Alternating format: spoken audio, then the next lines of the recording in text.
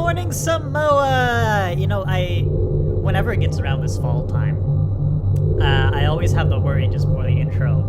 I should really double check daylight savings time hasn't happened in Samoa yet, because And welcome back to Doctor Who Season 2.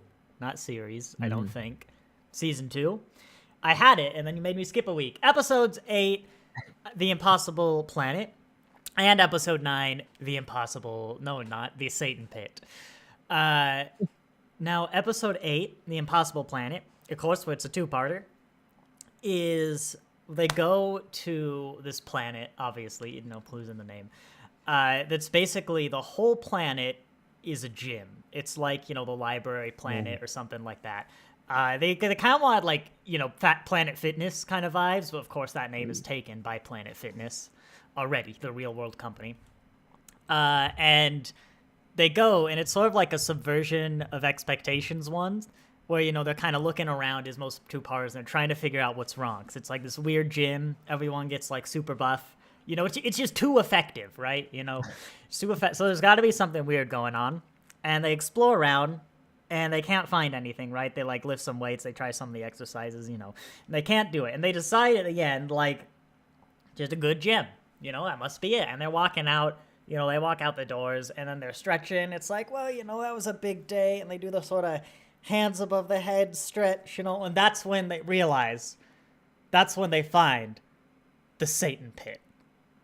Of course, because what happens when you exercise? You get all sweaty. You get, all your BO and your armpits and stuff. And what the gym does is it takes all the BO, all the, perspiration and stuff, and concentrates it into one armpit. It takes it from, the left armpit and puts all the left armpit stuff in the right. And so it's just this horrible, stinky, awful pit. It's, deadly. And it's the Satin Pit, And then the second part is dealing with this awful, workout pit, That might have to be my favorite. Good, because I literally spent 2 weeks workshopping that, because you were supposed to do it last week, and I wasn't getting any reaction. I came up with the Satin Pit joke, and I'm like, what do I do for the Impossible Planet? And I literally, that's 2 weeks of workshopping there. I thought of that, Monday after our last I'm going to be stream. disappointed with the episode, what it is now, because that sounds like I'd watch that. Is it the best, general convention? Is it the best of season 2? I don't think I'd say that. That's because you don't like what they do with black holes or something, right? Yeah, no, I've said before, the thing about this episode is it horribly misunderstands black holes to, a baffling extent. Even in 2006, I feel like it would have been pretty common where it's, someone says, hey, did you know that black holes actually work like this? But actually, most people already did know that. I could be misremembering there. But I feel like Doctor Who probably had a scientific advice. In fact, let me look. The scientific advisor for Doctor Who would have gone, no. And, it's not even really critical to the script that any of it works this way. And the whole thing, the planet, okay, spoilers, is impossible. This is the first 2 minutes, because it orbits a black hole. Doctor's like, that's impossible. He's flabbergasted. It's no, Doctor. And it's it keeps coming up. And the story works if you just have black holes work it way. But hang on, Doctor Who Series 2 Scientific Advisor. Yeah, I thought so. I keep getting TARDIS wiki pages for Scientific Advisor, which was the third Doctor's role. And the AI is telling me it was Liz Shaw, the third Doctor companion. I don't think she was the scientific advisor in 2006. But anyway, they should have known better. But today, right, as I said, it's not really a critical part of the episode. It just annoyingly comes up. I'm going to try and get past this, right? Because there are other reasons that I'm not the biggest fan. It's still probably, one of the strongest, at least in a technical sense. But I'm gonna try. We'll minorly complain about cults a little bit when the first scene comes up.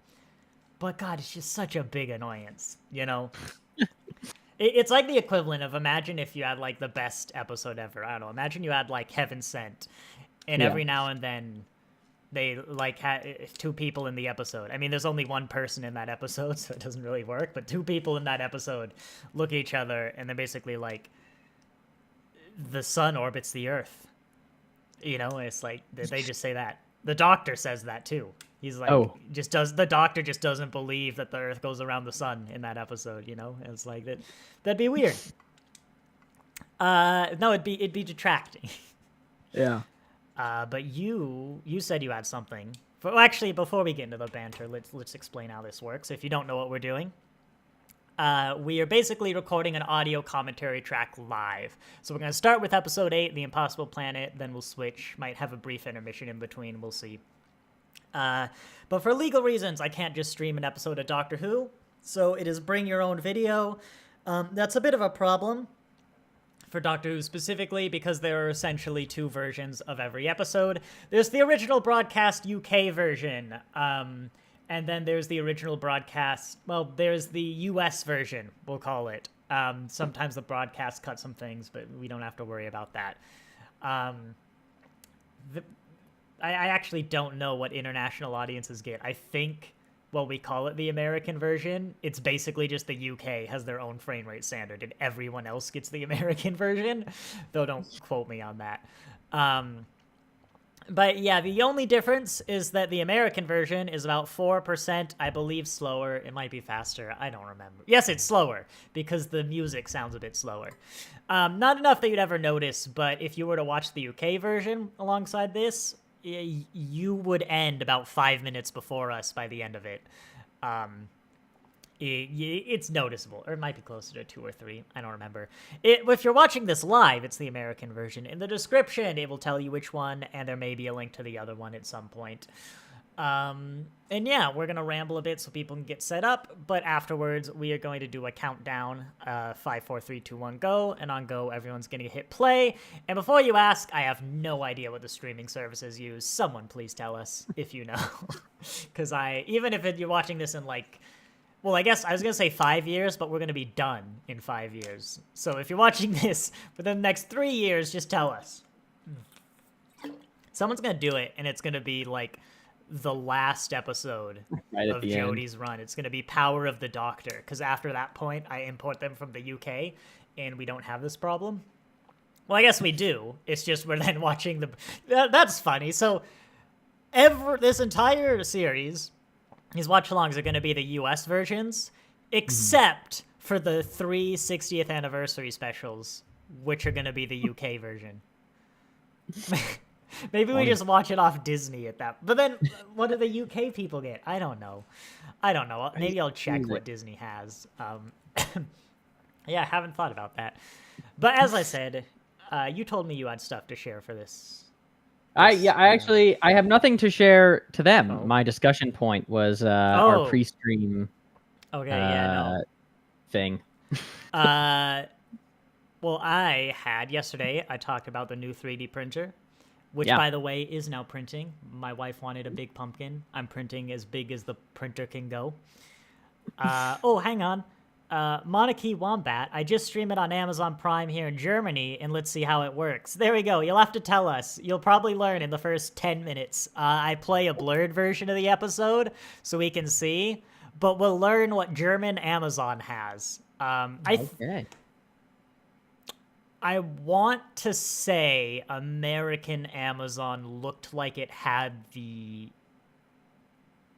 UK speed, but I don't remember. I think a lot of streaming services had the American version, at least in America, and have switched over. In Amazon, though, you might be able to just slow it down 20%, and then it works. I know on YouTube, you can slow it down, but not 20%. It's like 25%, which is closer. It's better, but it's not the same. But if it doesn't sync up, that means I know there's one person who watches this that wants the UK version, and so there's an incentive to do that, you know. And well, I was going to ask a riveting conversation. This is what I chose for today, because you're in Florida now.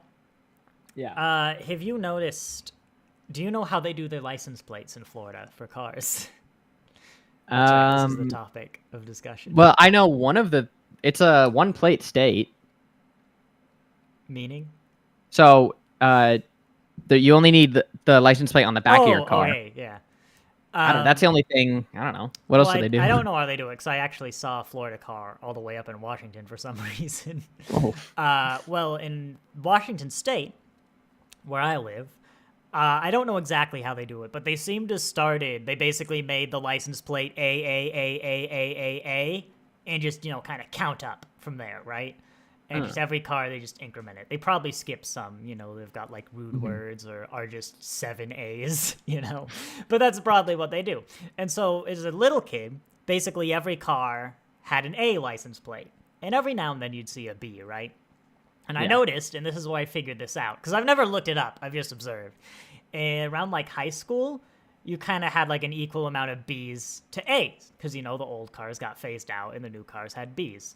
And I remember the age that hit me several years ago when I saw the first C license plate. I'm like, no, because that's how many cars is that? There's just the progression of time. But now, it was a few months ago I saw the first D license plate, and now they're getting more common. It's like not uncommon on a drive. I'll see 2 or 3 D license plates. I'm like, no. No, so at some point we'll hit a letter and I'll just drop dead, like right on the highway. I've been out the window, right to my right. I can see my neighbor starts with a Y. Oh man, that's just ancient. Maybe they're going backwards. They started Z. Not all states do that. Idaho, the first letter is the county. I know that one. Neat. But yeah, that was the riveting conversation I chose before the Doctor Who episode. I think it seems to be a popular stream. I moved my time. We've got like 2 or 3 viewers on average for the preamble. Like usually we don't get anyone. As I said, this is a beloved episode, so it's very risky to criticize it for being a black hole.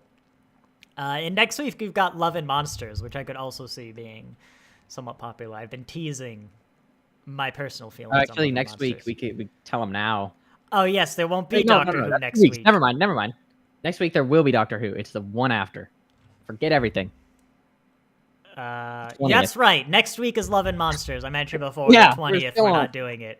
Yeah, the 20th. There's no Doctor Who. We are skipping that week.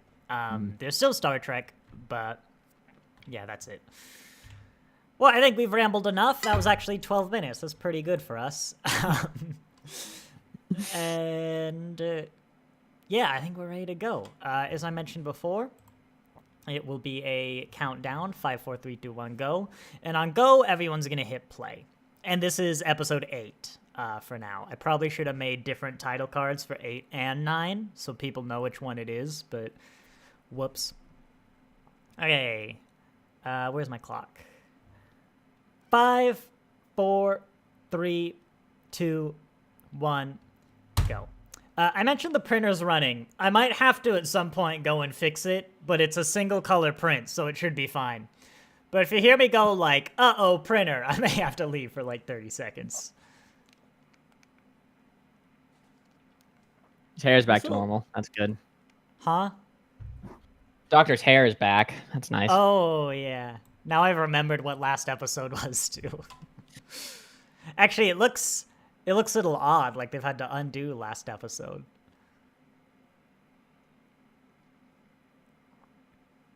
Wait a minute, I don't recognize that suit and tie. He's got like a brown undershirt. Oh no, he changed his suit depending on if he goes from the past or the future. Not his undershirt.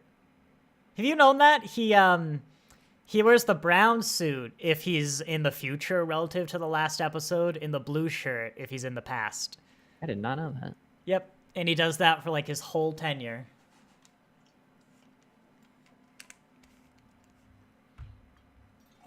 Could you imagine you find that graffiti if it's so far lifeless based and you have that chuckle? It's like just says hell on the wall. I recall a lot of bits and pieces, but like not the story at all inside of this episode. It's a bit of a slow burner for 2 parts. In a good way. It contributes to the atmosphere. I love. I don't know. We've gotten like 3 sets so far: closet, hallway, and room. But great set design off the bat. There's an engine room, a ventilation shaft, and a quarry. So there we go. Hello, real Sonic the Hedgehog. Wow, this is a popular one. Here they are. You didn't know the suit thing. The same is also true for the time vortex. I believe orange. I know that one. Yeah, is the future and blue is the past. I remember learning and I always that. liked that. Let's see what other weird factoids do I know. I don't know if I've got it. So yeah, we're going to the past now. And then I always like to interpret it, right? That the doctors go into the past. And then around here, he's like, oh, wait, shoot, I forgot something. And then he goes back, you know? And that's what happens. Feels canon. I believe it. But yeah, we had the introduction to the Ood, which I spoiled for you as we did the audio test. Yeah. I don't remember anything about the Ood other than they speak with balls, and I like them. They're just a good design, and like they stuck because of it, I guess. In fact, they're the only modern Doctor Who alien I can think of that's just a good design and it's stuck. Usually, it's like a great concept, you know.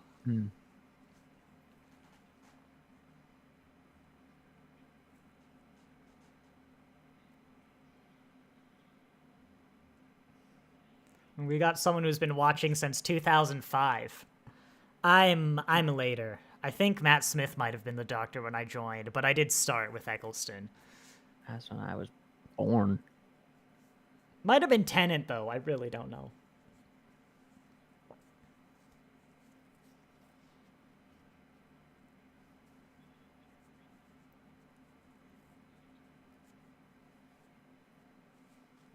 You know, thinking about it, it is kind of weird that they think people coming to this planet is impossible.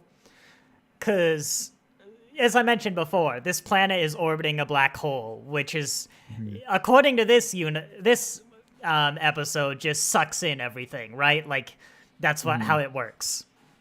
And that's why no one's here, right? Because who would fly into the black hole? But, like, the planet doesn't get sucked in. That's why it's impossible. So they could just land on the planet, you know? It'd be a weird thing to do. Yeah. But you could just land on the planet.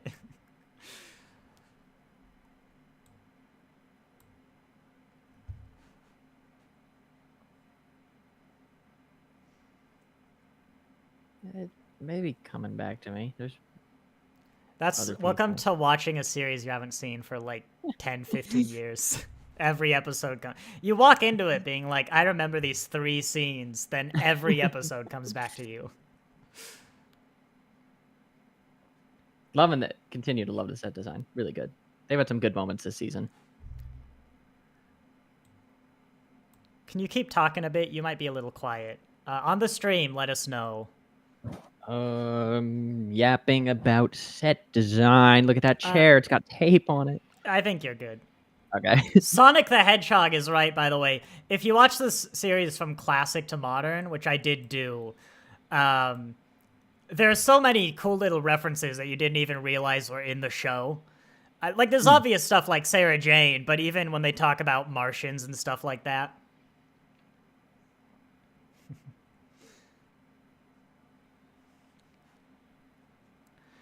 There's also a lot of contradictions. Like, I think this is the 3rd being in televised Doctor Who who's claimed to be the devil.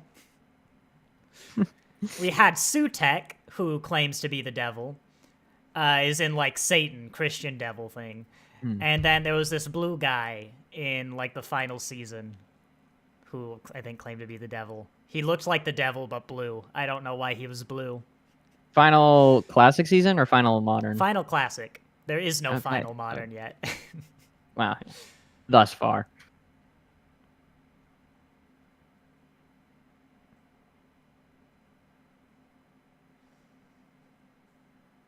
I remember them stepping outside with the Ood. Yeah, it's a future episode. Yeah, there is an Ood episode later on.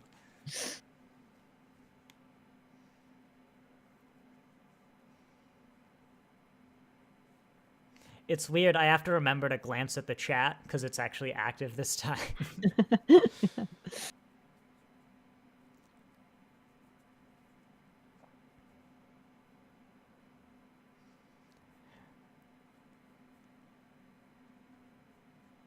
Okay, ethics committee guy. Ethics committees are great, you know. I mean, the Ood are like slaves, but going past that, why would you bring an ethics guy to like this black hole?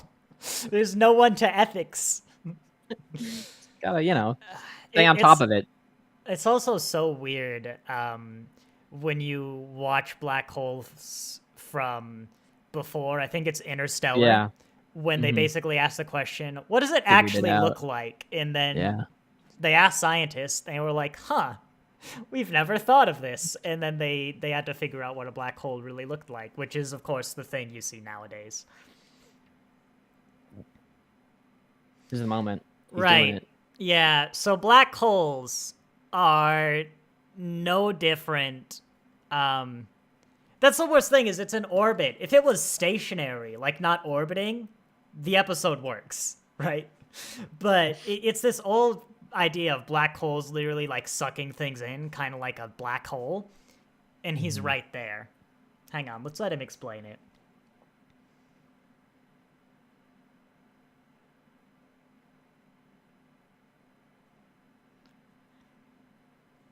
That's all true, except the gravity of a black hole is the same as literally everything else. If you replace the sun with a black hole that was the same mass as the sun, nothing would change other than it would get really cold and dark. Like, if you get close enough, there is a point where nothing can escape. Obviously, the part you can see is like the black hole. But you can absolutely orbit a black hole. And it's so close to working. And I'm like, it's not even important. They just wanted a weird setting. You could put the planet, like, in the event horizon. That'd be weird. You could do it. And then it, like, that's also impossible, but then you're like, hey, it's sci-fi magic. That's the whole point of the episode. Or, again, you could just have it not orbit. But later in the episode, we even see it, like, pull in some other galaxy. Like it's some sort of expanding force. It's really weird. By the way, the voice of the devil in this episode, Gabriel Wolf, is also the voice of Sutek in both the classic and modern episode. And you might be able to recognize it. When he does Sutek for the 15th Doctor, it's a very similar voice to the devil.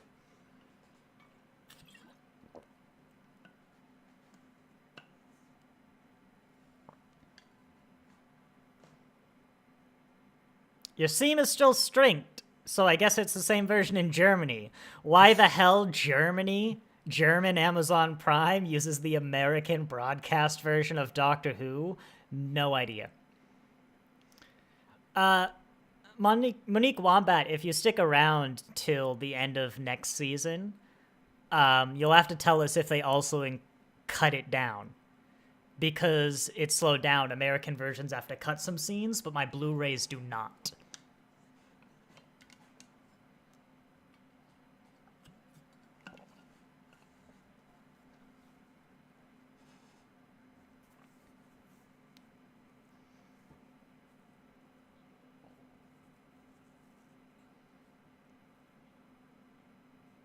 There's actually a much better episode that does black hole science well, which is the 12th Doctor's A Generation story, where you've got this super long ship that got like caught in the gravity, so it's using its engines to like not fall in, but because the ship is so long and it's so close to the black hole, you get time dilation, so the top of the ship is moving much slower than the bottom of the ship.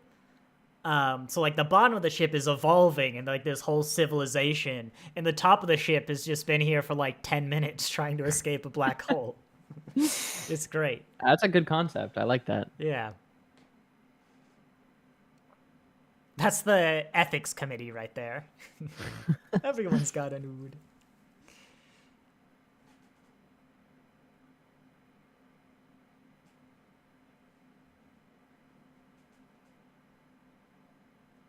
Tiny cups. Ethics commission.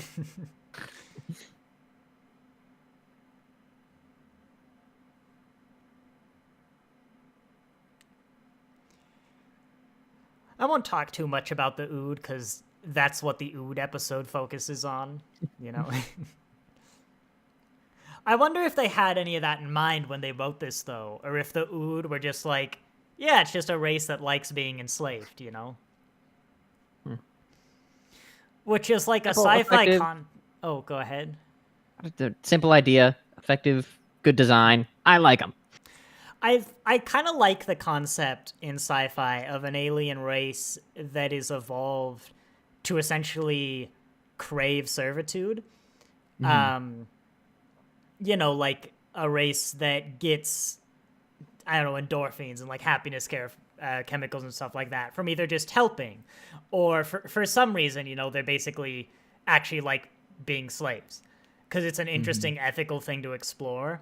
The problem, of course, is it's practically impossible to do without brushing into real world, you know, like slavery and things like that. And even if you did it well, you know, there'd be backlash of people not really understanding and being like, oh, you're saying slavery is okay. It's like, well, no. But it's an interesting concept that I think it would be interesting to look at. I'd agree. Although I guess it's more just purely academic, whereas like every other slavery story, you can actually say something about the real world. Yeah.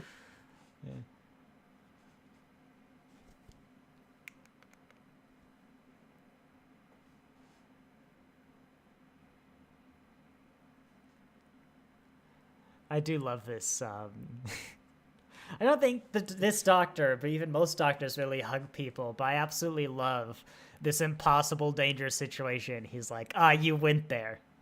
Like, he's so... In fact, I need to write this scene down for my Doctor Who ranking video. 11, 14,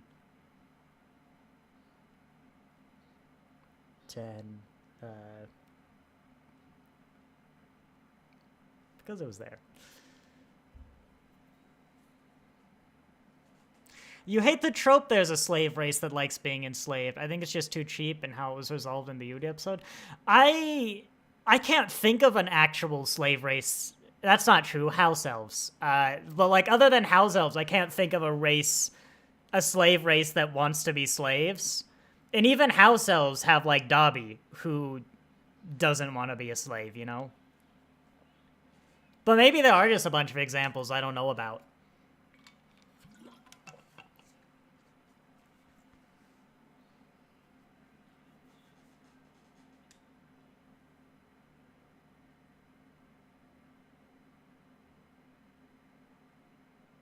Yeah, I'd recommend Classic Who to anyone. It can be a little hard to get into, especially the black and white era.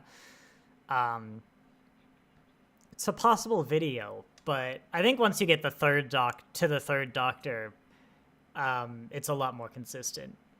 Although, don't get me wrong, the second Doctor's got a lot of great stuff, and even the first Doctor, too. But I'm a Big Finish connoisseur. I have like 600 Big Finish downloads.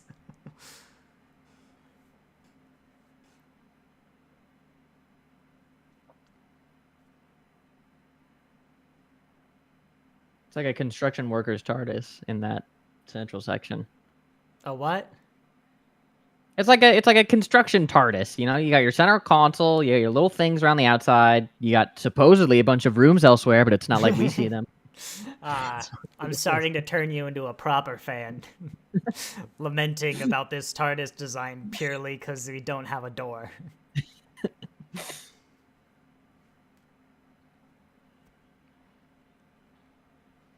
Just give it a season or two and you'll be complaining about how the 15th Doctor's TARDIS doesn't have any furniture.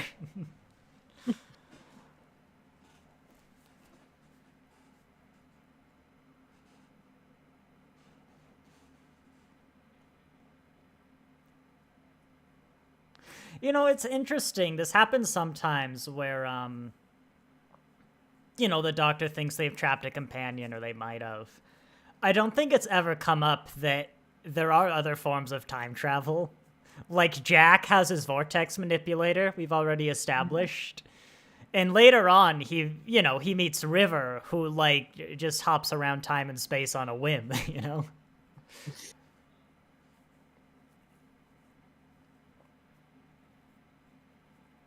Ooh, mine.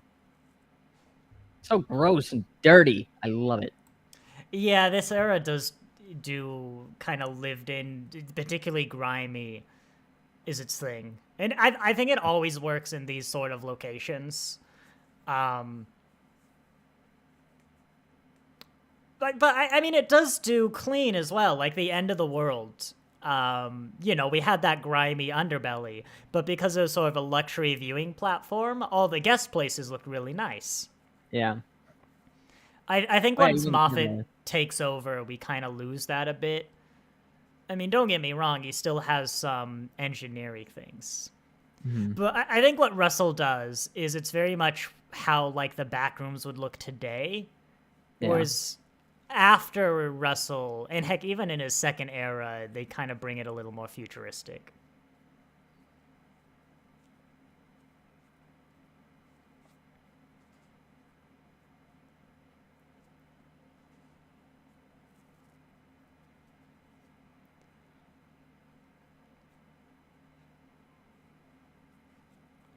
I forgot how much of a slow burn this one is. I can't really think of another episode that's this slow in Modern Who. That's it. I mean, it's working. It's not like boring slow. It's just it's taking its time. I like the pace so far. I think there's absolutely a place for one-parters, but generally two-part Doctor Who, which is about the length of a 4-part classic Who episode, kind of the standard length. Generally, they work better than one-part 45-minute episodes. And that's a pretty common take.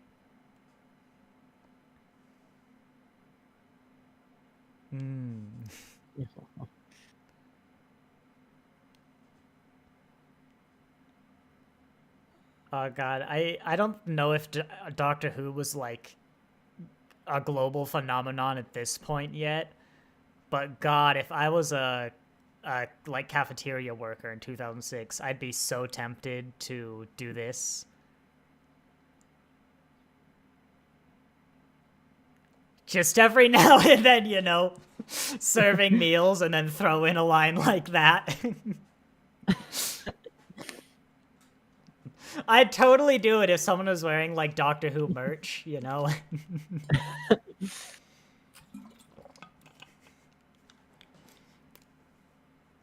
It does a great job, though, at throwing these, like, just unsettling, creepy vibes in, That I must say, while trying to give this episode a chance, we're absolutely ruining by talking over.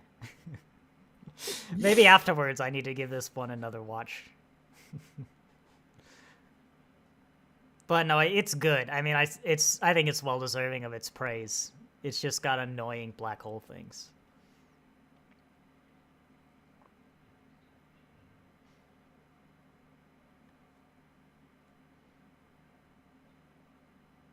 Oh, that was a good transition. That was. I want to program, though, like a Siri or well, I guess I shouldn't say their names, but these home assistants, to every now and then just say, like, he is awake. The beast will rise from the pit and consume your soul.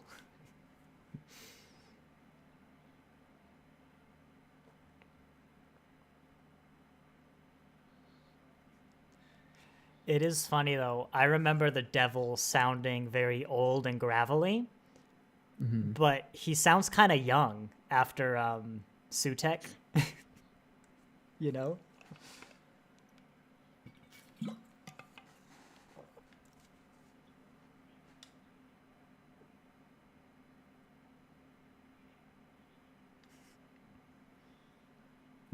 Don't look at me, but I'm I think getting this close one, to you. I think this one unsettled me as a kid too. It was really effective. But I do love that the devil doesn't want Toby to die here, but he's still gonna like mess with him. Like it's what Doctor Who like horror kind of should be a lot of the time. Is I think that seems absolutely hilarious, but it's also absolutely terrifying. You know, it's like. Mm-hmm. Oh, I remember this. I remember what happens to this guy. Yeah, he turns into like that guy from Naruto. I wish I remembered what it was called. I had to explain this to Alex and show him a picture of this episode because there's a character in Naruto who, when they get like, I don't know, they go like Super Saiyan mode or whatever, they get a bunch of marks on their face like this. And I always found it funny. And I had to joke they were possessed by the devil. And my wife was like, what the hell are you talking about? Like, I don't get it.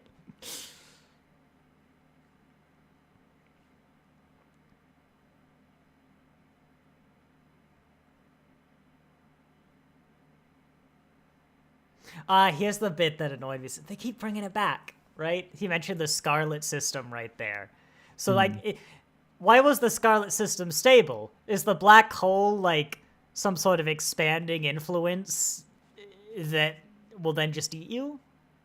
I guess if it's eating matter, it's getting bigger, so its gravity's getting stronger. Dude, so that works. Couldn't tell you. Well, that works, but I mean, it's only getting bigger because of the bad black hole science. Yeah. Real Sonic the Hedgehog. When I first watched it, and I was like, I don't know, 8 made sense to me. Real Sonic the Hedgehog. You should know better than to talk about that time the Doctor said he was half human, half Time Lord in the movie. We don't talk about this, and you know that. Banned. We should do the TV movie together. That's 8, right? Yep. Yeah. Who's like apparently the best, right? Because it was audio dramas. Well, I got my Doctor Who ranking, but he's commonly up there. Mm.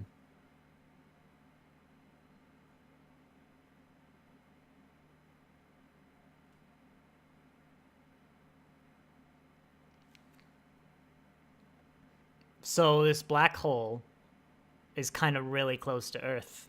This growing black hole that has the devil. You know what? It's Doctor Who. The devil would be like 500 light years from Earth.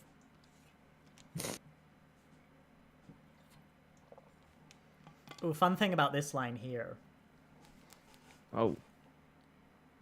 I do like that, though.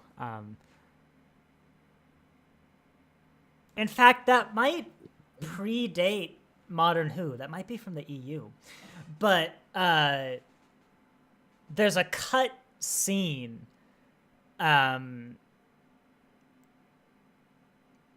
I think it's in a future season where the Doctor gives someone like a chunk of the TARDIS to grow a new one.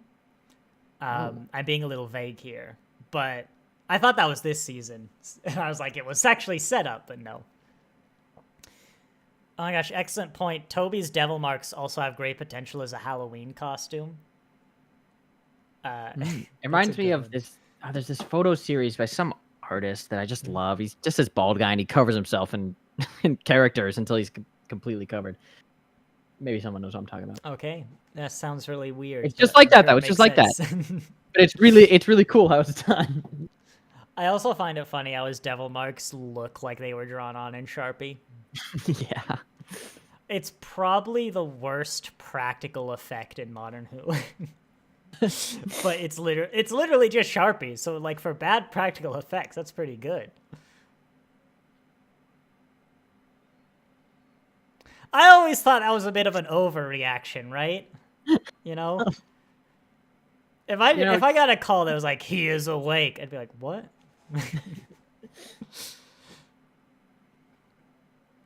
Like, we have kind of characterized Rose is fairly brave at this point, right? And capable, and I feel like that she's experienced a lot worse.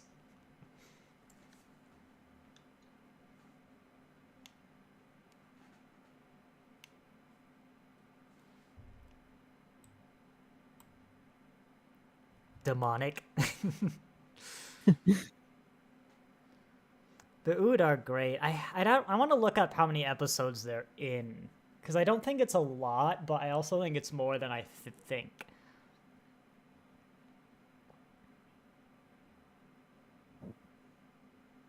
Why are there stray transmissions? My planet's being consumed by a black hole. It's dust, but by God, my radio works.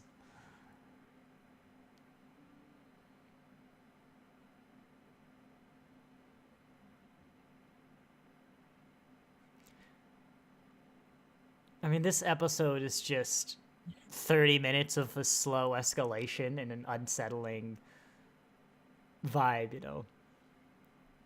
This episode literally has the devil, but, like, they don't use that for any of the tension building.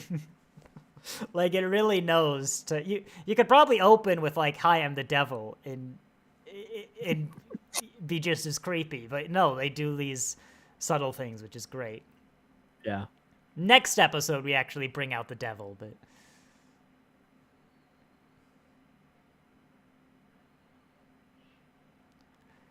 You know what? I think part of the reason the Ood work is, it's just these scenes. They're so effective here in terms of establishing that, like, fear and that dread. Yeah, these might be two of my favorite episodes in chat. For a fairly weak season, this is a standout. I see it, you know. I want to watch it again, not talking over it.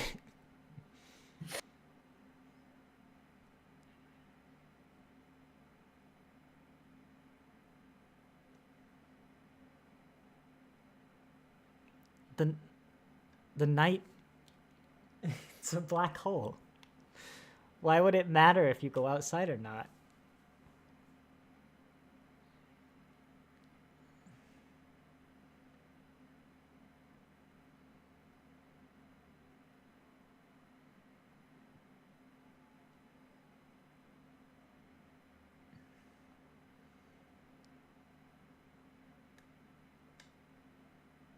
Id Scott is one of the best companions we've never got. She is... Wait, is that Sally Sparrow? Or am I getting confused? I've had twinges of her being familiar. She's got to have some other world. It's... I keep seeing her, and she's ringing bells. I don't know. No, she doesn't. Oh, wait. This is a great... This is a great shot.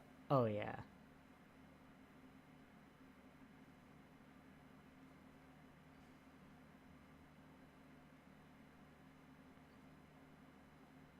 No, she's only in this episode. She's in a lot of audio, though. Maybe that's it.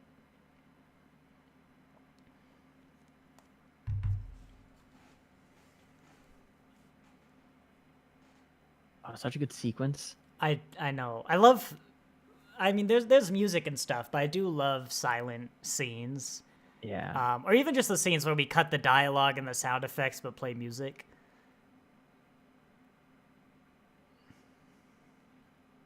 Shoutouts to all the parents, though, who had to draw, like, the devil marks on their kids for Halloween. Because as much as it's a good Halloween costume, God, it's going to take a while.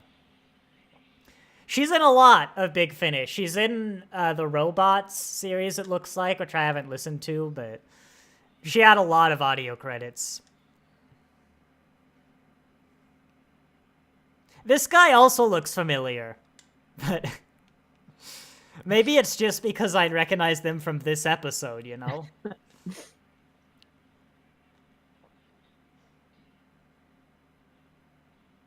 This episode's given, like, if Alien and 2001 Space Odyssey had a baby with a little bit of the devil. With a little bit of the devil. Yeah, like, you got your spaceship that's got, you know, it's grungy and gross, and you got your AI that's a little weird and trying to kill you, and then there's also the devil in it. Oh, that's where you get 2001. Yeah, you got your Hal. I don't know. But Hal's a lady and says things like he's awake. I really didn't like 2001. However, I did watch it on an airplane where I couldn't hear it too well, but there's not a lot of dialogue. But I really I didn't like watched it a few years ago. I want to rewatch it. Yeah, I will put it in. I watched it in just about the worst possible situation, but God, I did not get it. Like, not that I didn't understand it, I didn't get the hype. I'm like, this is the one that people go off about. But, you know, I would not be surprised to learn that Doctor Who sets were very much inspired by Alien, which was the 90s? No, 80s. I think we had Alien for some of Doctor Who. I know because there's a facehugger chest burster in a Sixth Doctor episode. Huh.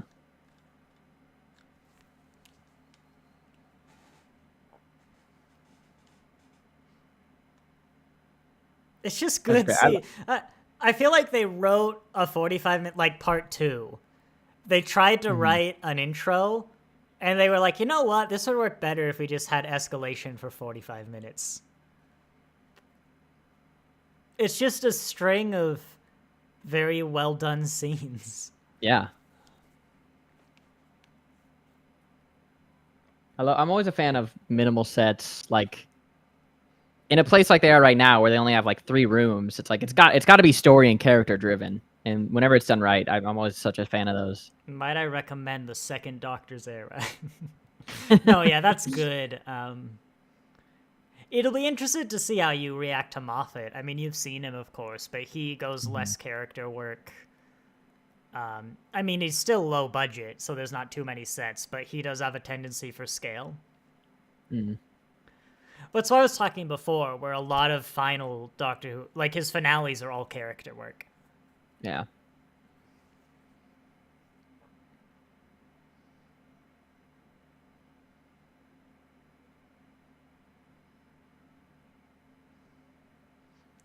And not every Doctor Who episode needs something like this. Yeah. But this is the benefit of the 2-parters, is you really establish your set, your character, you can build up.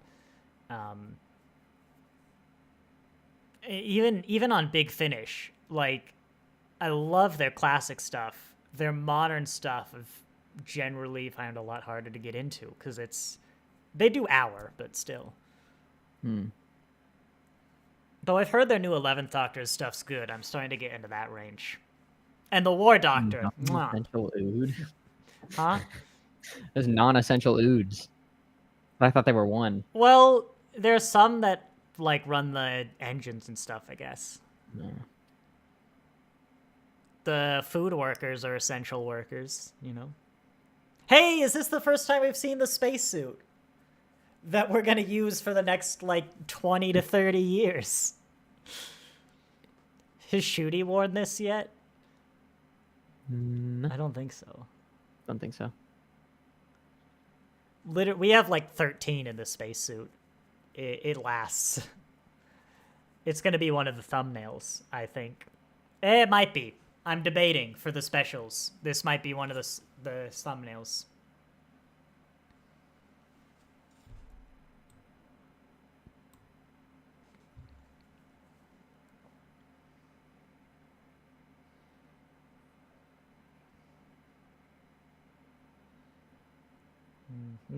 Not till Moffat, Rose. Unfortunately, you're under Davies. I do like the take, though. I mean, there's places for both, of course. I'm trying to think how Russell did it in his new era. But we didn't go to space too often, right? We had space babies. That's kind of it. Yeah. In the end. I want to see how Russell does space in the future. Even the future. We had Dot and Bubble. Did we ever go to the future in a different one? In the end. Or was that the future? When? I don't know, when the world was ending. Oh, but that was doesn't because count. of tech. Okay. Yeah, like, yeah, it was a technicality. Oh, but you're right. Technically, 73 yards was the near future. But that was kind of clean. Like, you had very slick technology. Yeah. I want to see them go to, like, a mine, and I want to see how Russell does it. I mean, we're saying Russell T Davies. Like, I'm sure he had a vision for like a feel he wanted, but Russell T Davies was not the set designer. You know, it's worth mentioning. Doesn't the Doctor also keep the SB6 spacesuits? Like, God, SB6. I'm gonna have to look that one up.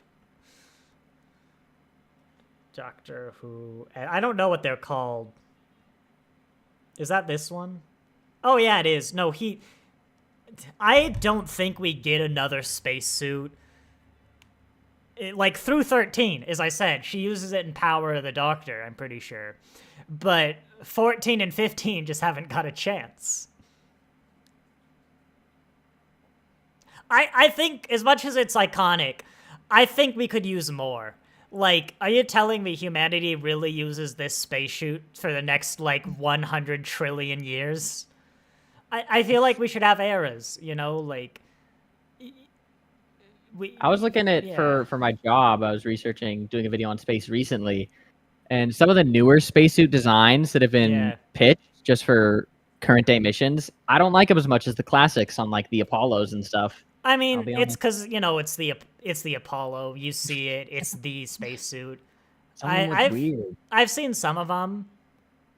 I do feel they're a little corporate. You can look up, like, the SpaceX suits. Does Boeing have a suit yet? I don't remember who's who. No. It's just, I mean, corporations made them, you know, but yeah, I always just kind of feel they're a little corporate, and I'm not a fan. Yeah. It's like in 20 years, we look back, and it's like, yeah, that looks like corporate from 20 years ago, you know? Mm. Did you say gravity globe? Yeah. Here we have, I believe, the first appearance of the cliche Welsh quarry in Modern Who. Like, basically every alien planet and a lot of Earth planets in Classic Who were just filmed in Welsh quarries. Huh. It is done much better here. It's really well done, actually. Yeah. Like, I didn't even know it was a Welsh quarry until I watched a video, and it was like, hey, it's a Welsh quarry. I'm like, oh. I don't know why my accent wants to play around with the word quarry, either. This happens sometimes. All right. Yeah. Because I don't have the accent of the Pacific Northwest, because I get influenced by Doctor Who and a lot of other British accents. And so some of these words, like Nevada's another one, I never know how I'm going to say it till it comes out.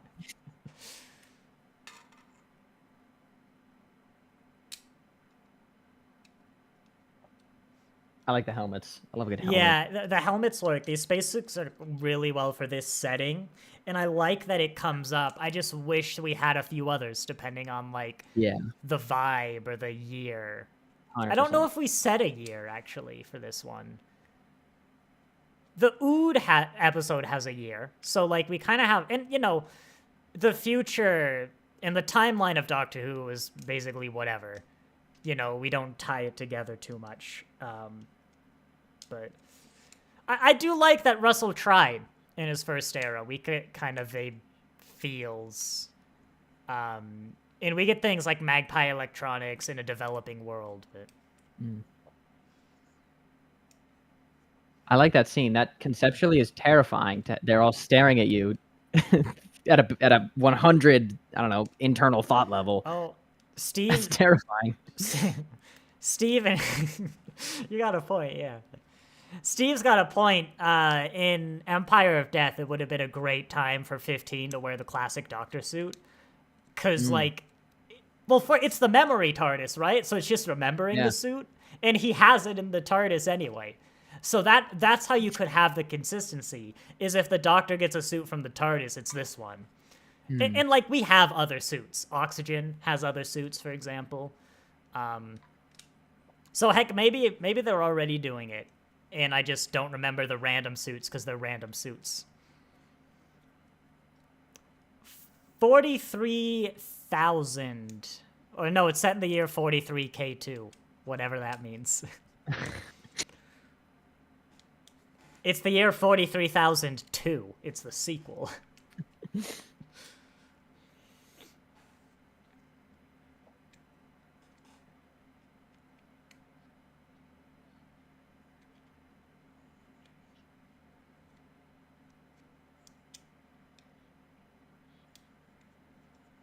Oh, I think we'll get. So, do you remember the Legend of Ruby Sunday? How it ended with a big dramatic speech and swelling music about how Sutek was big and bad.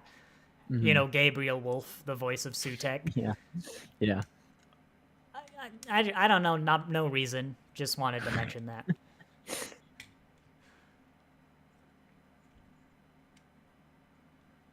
I think this one's better though.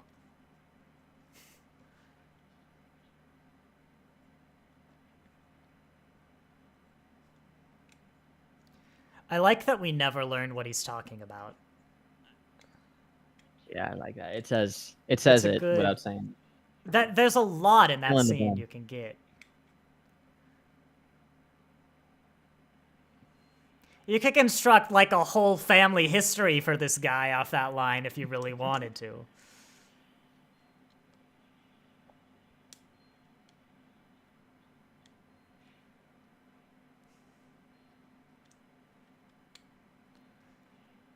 God, it's such a good design. And think about how many they have, too. Yeah.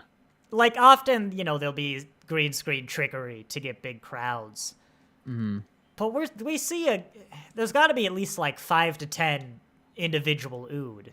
Yeah. We'll have to pay attention. I think we've seen 3 at once so far.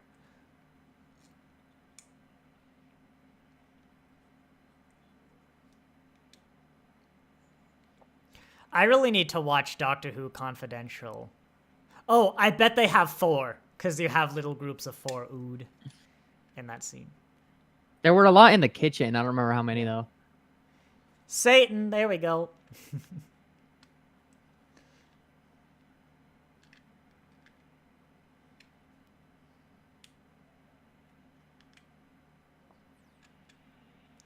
I forgot they did that. That was a little less convincing of an effect, though, I have to admit.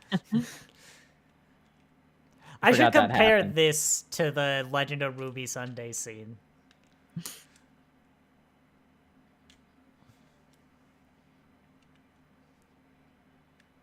I don't know. I'd be shooting at that point. It's Doctor Who, you know? You can't shoot the slaves. Think about the image, the PR. You own an SB6 patch from one of these costumes. That is cool. You think it's Ida's? Oh, that's cool. Yeah. That is cool. I don't think I own any cool stuff. I did print the Dalek Emperor from Evil of the Daleks with the new printer. That was our multicolor test. Yeah.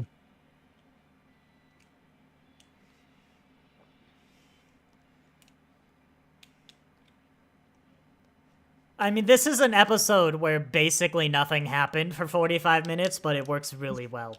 Yeah. This is so freaking cool. Everyone loves this. Everyone came for the Impossible Planet. God, I'm gonna have to work on my Doctor Who ranking video. I'll talk about that in the intermission.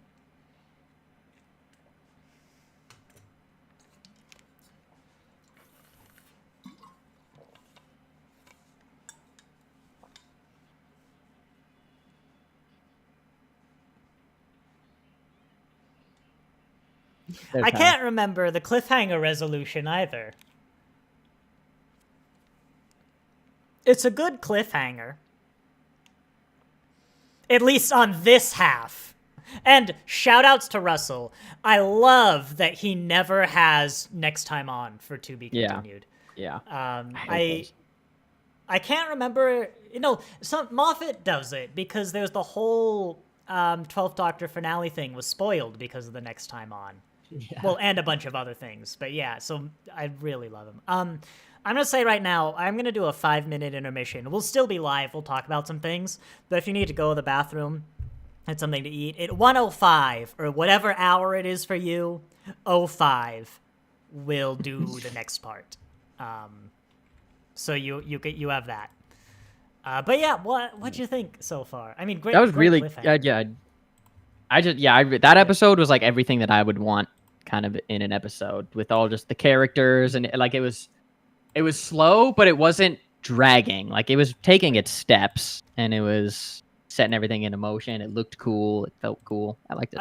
I feel like we ruined it talking over it, but I mean, it's the audio commentary thing. Like, I kind of like, man, I want to watch this episode, But yeah, I very felt like good.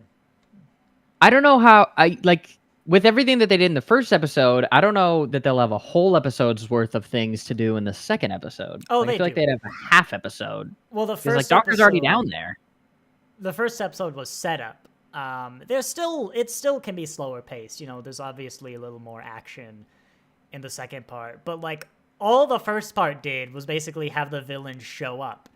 Now it's the whole like, the villains' plan, so to say, and like stopping them and all that. Like the first episode basically did what the cold open in like 2 to 5 minutes would have done in a normal episode. So yeah, it's good.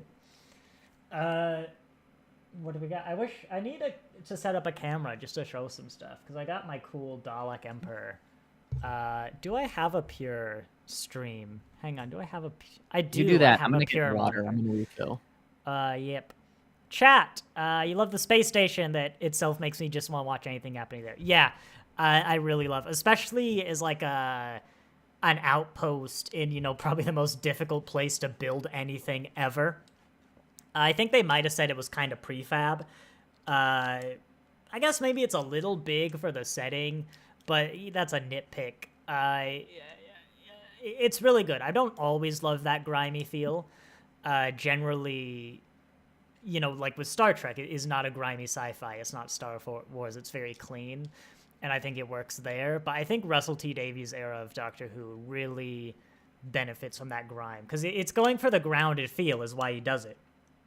In fact, if you're interested in any of every production thing for Doctor Who, I haven't read it myself. I've heard some anecdotes, but there's a book called The Writer's Tale that Russell T Davies wrote. This is basically just a collection of every email for the production of a few seasons of Doctor Who. I'm pretty sure the one with Martha's in there.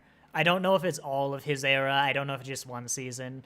But that's apparently great for just seeing how the show's made. There's also Doctor Who Confidential, which I really need to watch. I've heard it's on the complete David Tennant collection, which I own, so I need to give that a go. And I still need to watch what do they call it? The one they have for the 15th Doctor and the 60th. I own it because it came with the Blu-rays from the UK. Oh my god, what do they call that? Unleashed, Doctor Who Unleashed, which I think is on Disney Plus.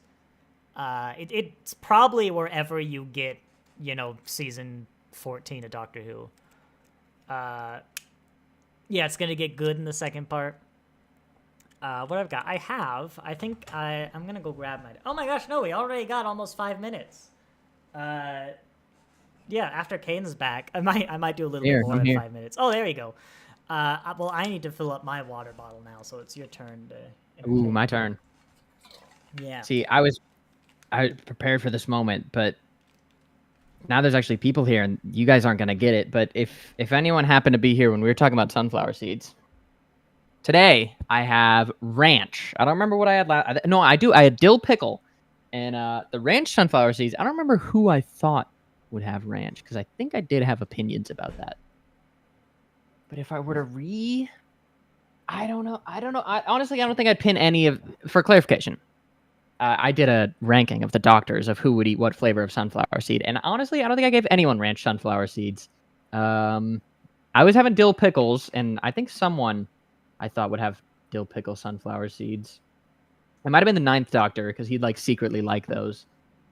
But I don't think anyone had ranch, and I actually don't have my sunflower seeds right now because I burnt my tongue on an entire box of Hamburger Helper immediately pre-stream.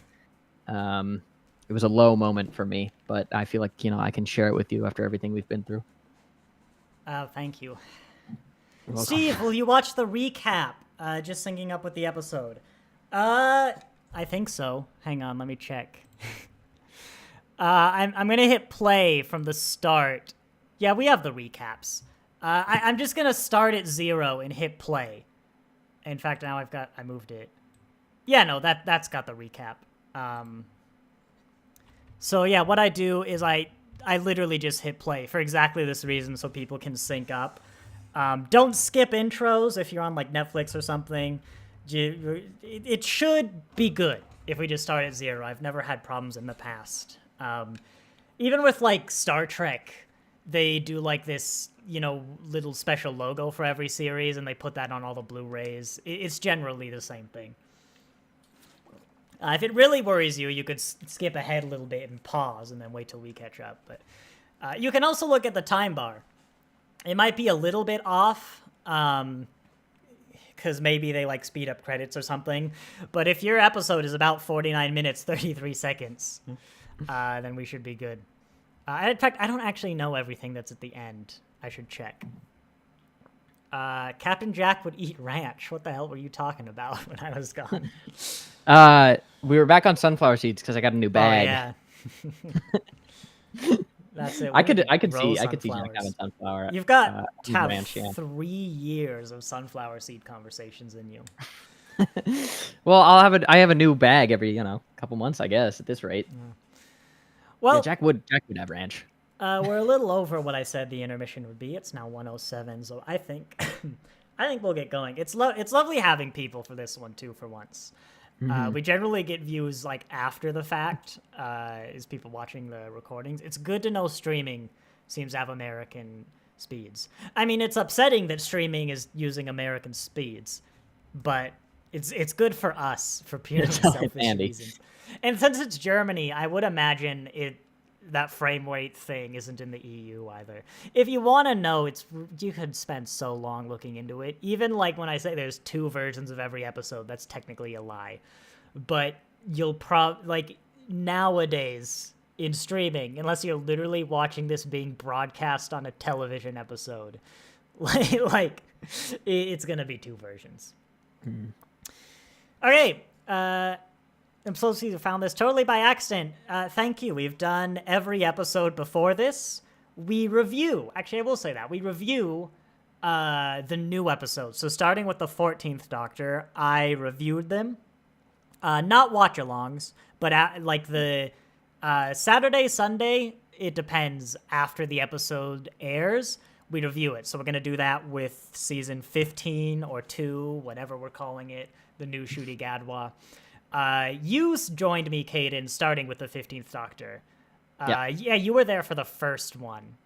Yeah. In fact, I think you weren't here for the start of the watch-alongs. There's some of the early ones you didn't do. Like, I know you didn't do part of the Slovene, but you've been in basically all started, but yeah, I just missed a couple.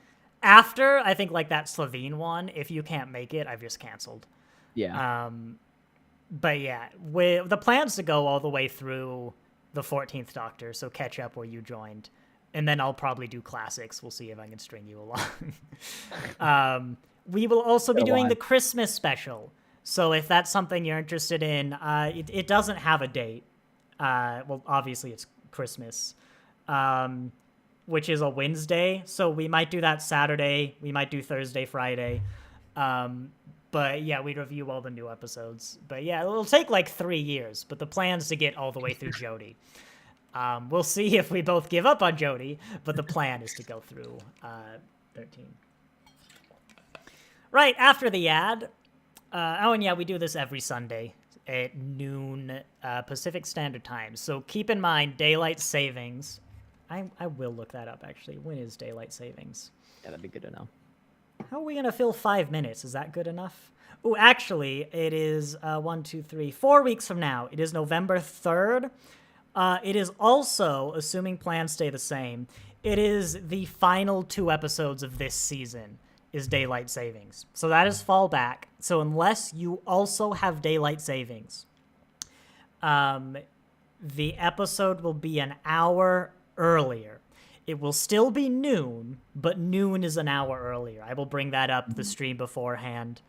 But yeah, bear that in mind. And annoyingly, it's the Sunday, so my Saturday stream won't be affected by this.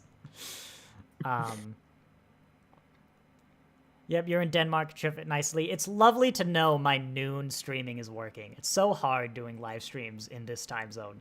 It's like basically the worst of the English-speaking world, except Alaska, Hawaii. And, well, Australia gets a bad time, but, you know, poor Australia. All right. It'll be the same as before. We're going to do a 5, 4, 3, 2, 1, go. And on go, everyone's going to hit play. Make sure VLC Media is actually the active monitor. And hopefully I don't miss it. I missed the space bar last week, so, you know. Hang on, just getting things sorted. Wait, I haven't turned subtitles on. Did I? Ooh. No, I did not. Subtitles. Good, Audio's correct for us, so the music won't overpower the sound. Thank goodness. Okay, well, you know, any more than it usually does. It is Murray Gold.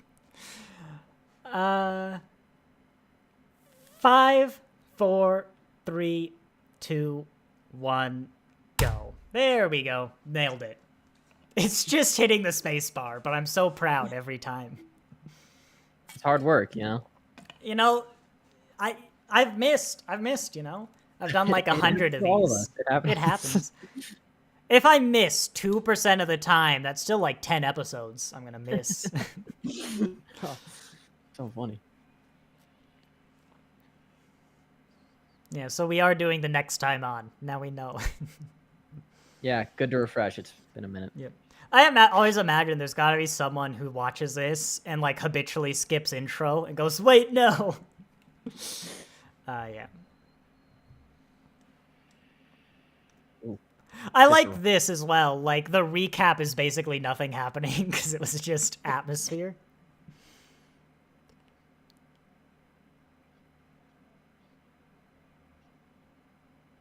Murray Gold is zealot. So something I learned, right? I never understood this criticism that it was hard to hear dialogue with Murray Gold until this season, right? And long story short, I realized, I don't know why it changed, but VLC Media Player, what I use to do these, its default audio setting is headphones, because I'm wearing headphones, I assume. But I have to change that to stereo. And I don't know if it's like a dynamic range thing or what it is. But it might be an issue with the setting on your TV or your media player or your streaming service. That might be worth looking into. Maybe not now when you're trying to sync with us. But, you know, he is still pretty bombastic and, like, the music is loud. I know it's a problem when I watch the 15th Doctor because it's on a TV, not with headphones, because my wife and I watch it together. So yeah, that might be it. Or at least part of it.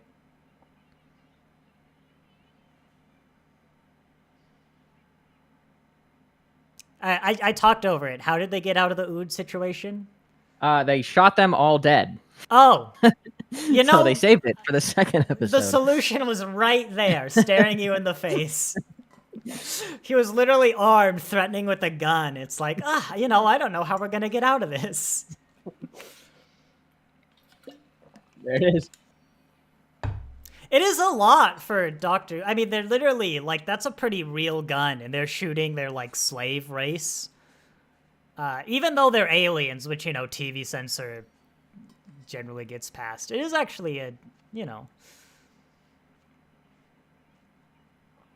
Oh yeah, Murray Gold's music is good. I like a lot of this. I really like season 1, where you have, I don't know what it's called, but like the ooh, ooh, ooh. I love that, and there's a lot of season 1. Once we get to like Day of the Doctor, though, we really get into great music with Murray Gold. It is nice to have him back. I was never a big fan of the other guy we had for 13. He had 1 or 2 good pieces, but usually it's like I literally can't think of any music from his era beyond the like cover of the theme from Demons of Punjab, which was also vocal. I just like vocal covers. Even then, I can't tell you that theme. I can't sing it. I just know that he did it, you know?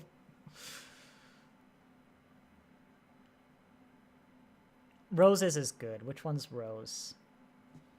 I'd have to hear it. Sometimes I have to hear the pieces to remember them, but I know I like Rose's theme.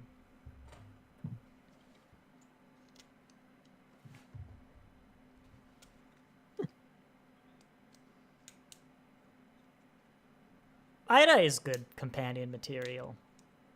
I mean, she basically serves as like a secondary companion for this episode.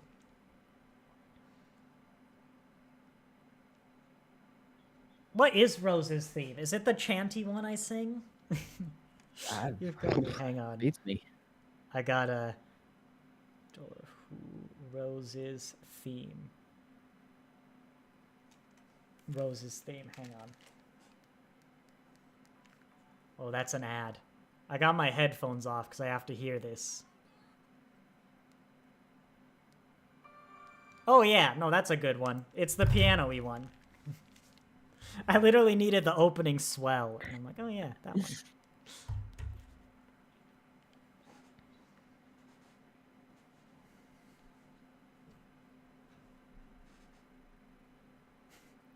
I like the two plots are on very different wavelengths.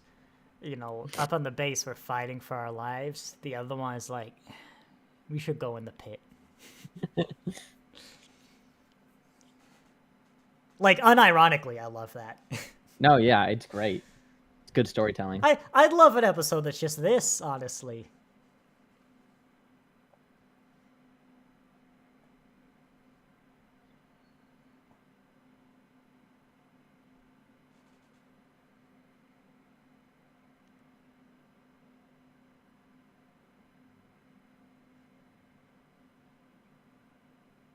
The dialogue's incredible, which it needs to be for a dialogue-heavy one. Yeah. I'm trying to think, though. I was thinking I'd like to see something like this, a really slow dialogue-heavy in 15, which, to be fair, we probably got. But has 15 really shown this side, where he's got a lot of kind of energy 10 can have? But does 15 ever have, like, a slow, serious contemplation conversation like that? Like that? Not that I recall. I think that's something that might be missing with him so far. And this is why in my doctor ranking I'm not ranking 15 because he doesn't feel done yet. I think that's why is he hasn't really gotten to do that yet. That's it, because there's a thing with 15 where he's good, but he also doesn't feel like he's a very high on the list. And I'm like, well, he's only had 8 episodes, you know. He's barely got a chance. That makes sense. But I think it's that. It's just it feels like we haven't actually seen all of the Doctor yet with him. Yeah. I need to write a paragraph of that into my script.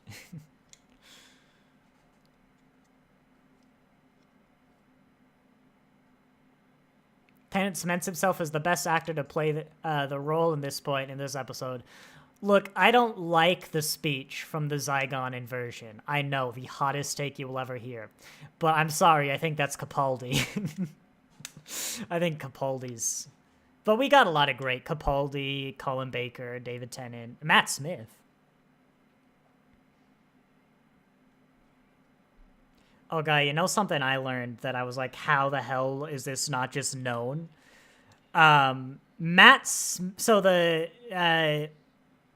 Wendy Padbury, the actress who played second Doctor companion Zoe, at some point after Doctor Who, she became an agent, you know, who helps actors get jobs and, like, does some talent scouting, you know? Wendy Padbury is the person who discovered Matt Smith. Like a Doctor Who companion discovered Matt Smith. I'm like, how is this not just common trivia? That's amazing. Whoa, he said Torchwood. Yo, did he? Hey, Torchwood. Yeah. Glad you caught it.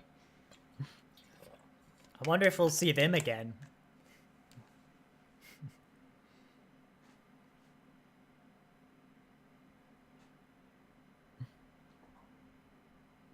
Gotta go. You know.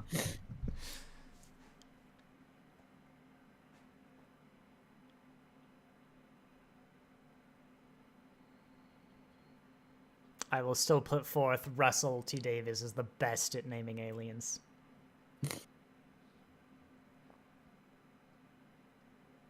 We've met.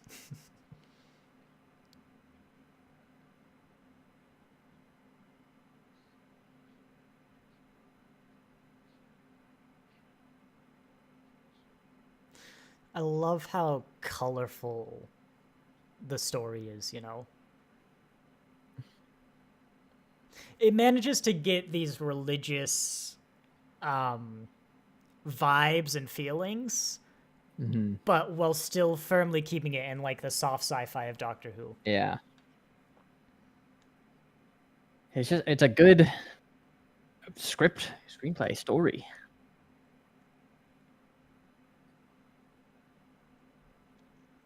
This does bother me, though. I missed the exact line again. You get this in a lot of sci-fis that deal with religion, where you have a well-established character like the Doctor or Captain Picard or something, and you have, you know, the devil literally ask the direct question, what is your religion? You know, do you believe in God? And they either worm their way out of it or give an uncharacteristic, like, you know, maybe, you know, I whatever, you know. It's like, well, often these characters, I feel like there's more definitive answers, and it's like, or like, would the Doctor really worm out of the question, you know? I don't know if this Doctor is necessarily be like, oh yeah, there's no such thing as God, but Time Lords don't seem to have a religion, but beyond like mythologizing their own history a little bit. And it's always just a big pet peeve of mine. Although I do love that when he goes through everybody, like the only thing he can say about Toby is the virgin. It's like, oh. I'd love to live a life where like the worst the devil can do to get at me is to just be like the virgin. It's like, oh man, that's how you know you're doing good.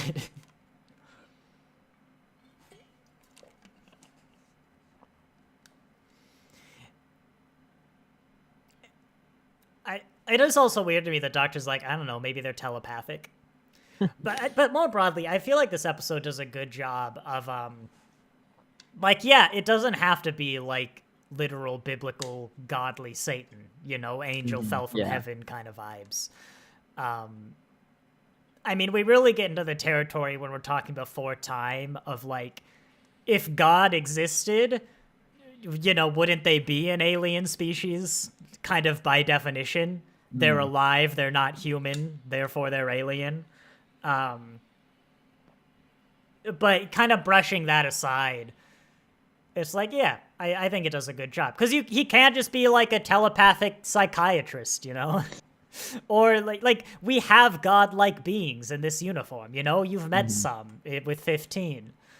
We've had them established before. We've had Sutek, who actually wasn't a god at this point yet. But we've had the Toy Maker and stuff like that. Yeah, they did this one good. The Doctor does say later, see all the gods. You know what? That's a good point. I've literally, the Doctor has like met and fought multiple gods at this point. It'd kind of be funny if he's like, do you believe in God? It's like, yeah, I've beat several. Like, that's not the vibe they're going for, but what a power play. The Doctor's like, do you believe in God? He's like, yes, they're all dead after they met me. It's like, God.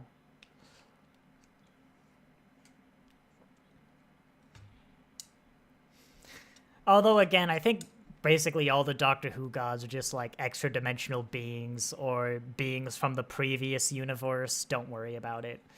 Like, it's always a sci-fi spin, you know? Well, saying that, we're coming close to the Shakespeare episode with witches, but usually it's a sci-fi spin.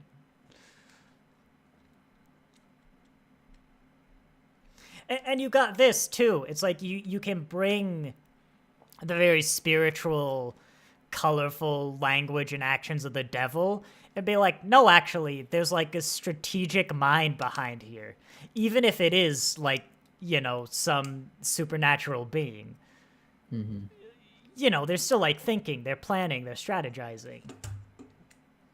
And it implies there is, a victory condition for these guys. Yeah.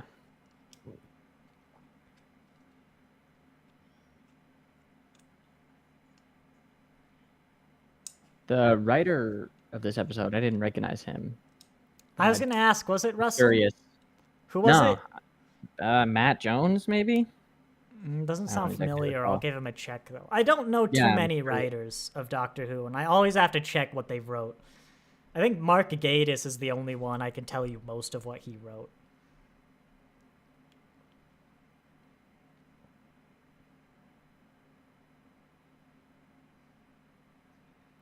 Okay.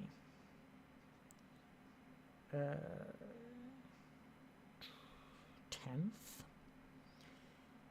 Written by James Strong, as opposed to James Week.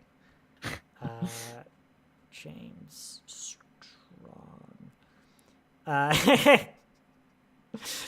His other Doctor Who contributions include Daleks in Manhattan, that two-parter, which is not well liked. But also Voyage of the Damned, that's the Titanic one. Partners in Crime, that's the Adipose one. And Planet of the Dead. I'm actually quite a fan of Planet of the Dead. This is his strongest, though. I just found it funny that this, like, fan-renowned episode... What else did they write? Daleks in Manhattan. A fan-beaten and bruised episode. That, I like a lot more than most people. It's got Spider-Man in it. Oh. It's got Tobey Maguire. It does. He has a role in a Doctor Who episode. That's weird. Set in New York. That's... It was before, like, he became big. Huh. Oh, he wrote for Doctor Who magazine. Yeah, that makes sense. Oh, James Strong is the director. Oh, whoops.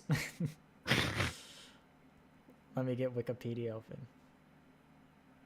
See, I like that Rose is coming into her own, but that Rose who made that comment, literally fighting the devil, is not the Rose who would throw her phone because someone said he's awake, you know?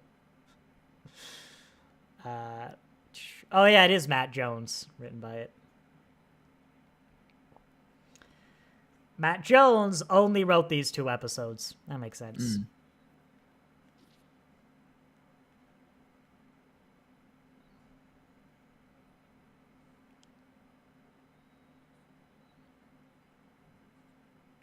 Man, Russell T Davies wrote, like, all the weak episodes. Well, they wrote the finale, of course. And, of course, Love and Monsters is up to interpretation, but...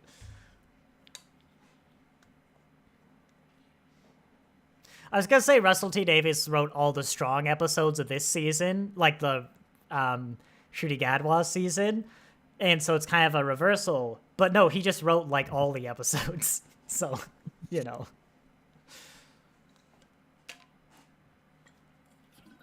I'm gonna look that guy up after this, because he seems so familiar. I might just be thinking of Vindor from the 13th Doctor, though.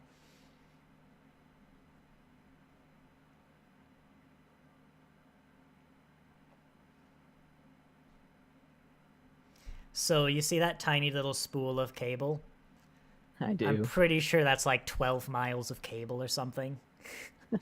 Which was a plot hole someone pointed out on the Reddit not too long ago, and like everyone just had a bunch of fun trying to justify it.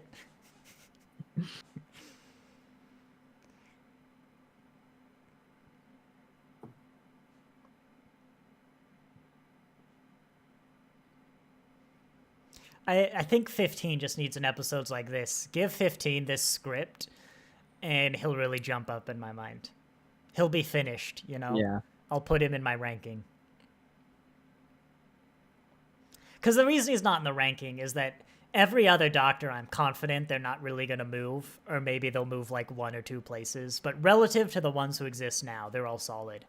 Yeah. I don't care where I put 15. I'm going to regret it in like 6 months, you know? I'm going to be like massively wrong. Yeah. Although it's going to take me so long to write. We might just be done with his season by the... I'll write the whole script about like the number 1 position, and then suddenly 15 will be number 1, and I'll have to rewrite it.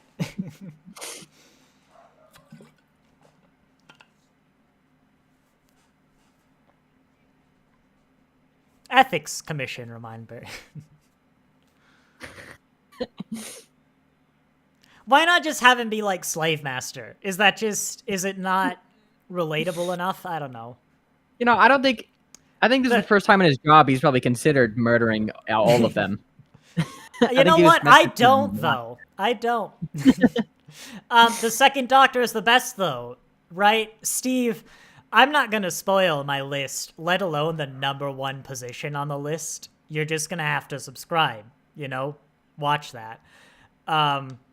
But you won't be, I don't think you'll be disappointed. I'll say the second Doctor is not at the bottom of the list. The second Doctor is on the upper part of the list,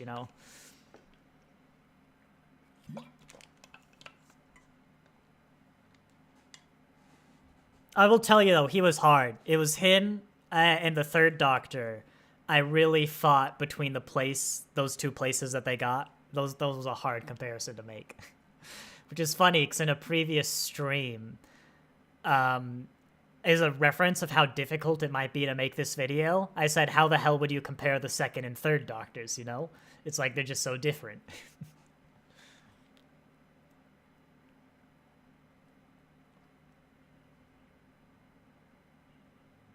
See, the Satin pit. We got it. See? You thought I was joking.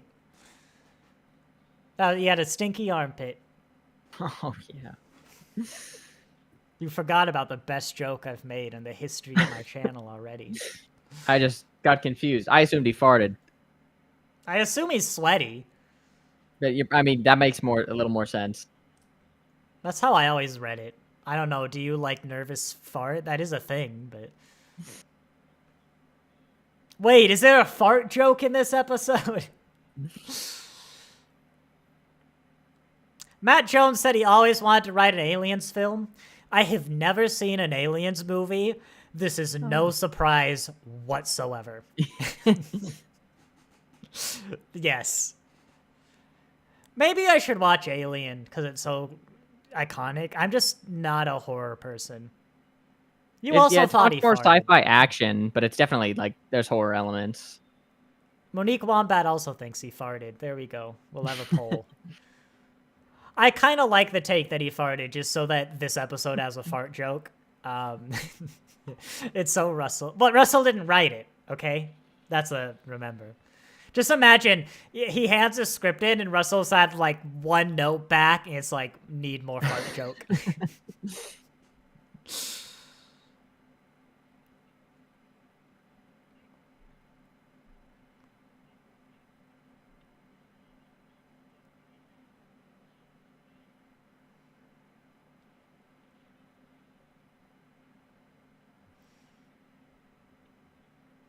I love as well just massive ventilation shafts, of course, as you'd have. They're even labeled on the inside. Wait, this ventilation shaft has ventilation shafts. Is that the shafts into the rooms? Why is it so big? I guess maybe so you can maintain the doors. Well, a lot of impatience. He's still trying, though, Good on him. Yeah, it is. Look, it even has warning lights in your ventilation shaft. Come on. Not made for people, yeah.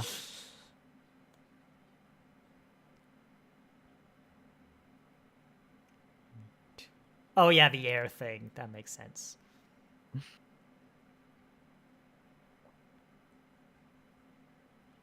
Wait, but they clearly have air right now, and he clearly has air. Well, I think we talked over it, but I think he's explaining an airlock thing. So he empties this section to put it in the next, I think is how it goes. It makes sense. It makes sense.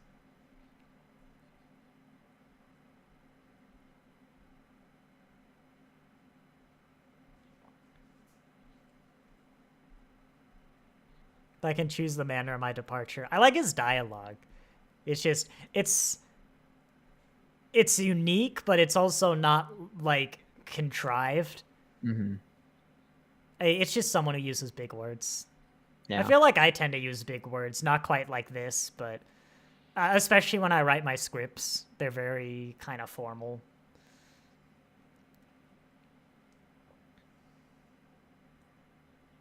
Oh, I've just remembered the end sequence.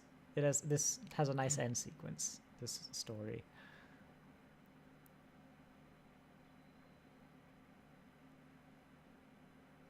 Oh, wait, so is the date 2.1?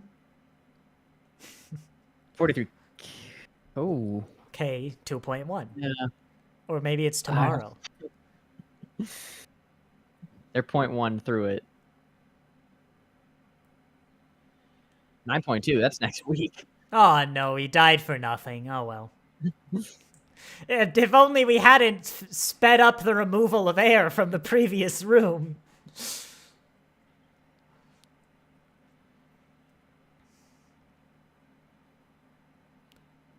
Wait, so what are those little grates on the top of the vent? If it's all just grated.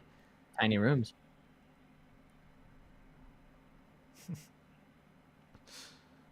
I love the idea of that from the top, because you have to have seen him put his finger against his mouth. And he freezes there silently. You see him put his hand up his mouth, then it's suddenly, oh my god, help me, not moving. It's like, dude, I saw the ood. He was like 2 feet away. They slammed the gate down. No smoking. Is smoking so popular in the year 43K that you need a sign? Where they are. That I think is a critique. Like, it looks good, but if you think about it, it is a little modern day, you know? I mean, I don't know if these sort of back rooms would really evolve that much, but they'd probably evolve a little bit, you know? That's like the sonic screwdriver. It's sped up. It does. No, the sonic screwdriver is in there. There's one layer of that is the sonic, absolutely.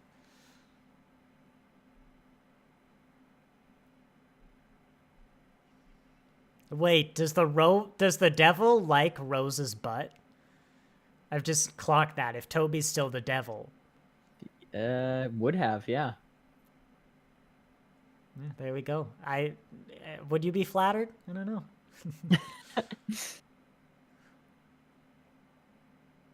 Khaled, God of War. Those are the Daleks.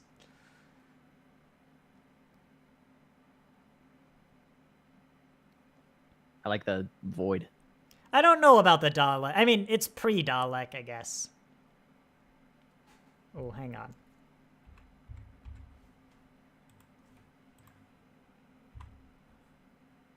Oh, here's the bit. I do love the effective use of, like, no budget, you know, just a black. And it's a good black. 12 miles, right? I think it was.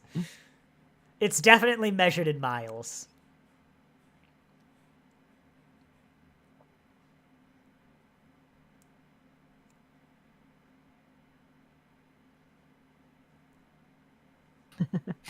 Just become Matt Smith. You could survive 30 miles. Also, I love how he moved 4 feet and we saw how much cable wound up. That's like a 4-story building of cable. You can just drop something. Again, what we talked about with last episode. Well, you wouldn't hear it. Would you hear it? There does seem to be sound. But there's a universe where Doctor Who is exactly the same, except the Doctor actually dies for real in this episode because he fell down. It's like, oh. You know, the end. They successfully rebooted Doctor Who, then ended it right here.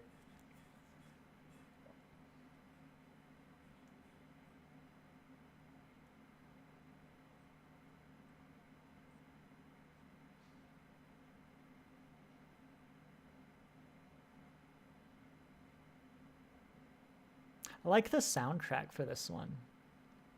Yeah. I'm not even sure what the instrument is. Is it a violin? Some sort of string.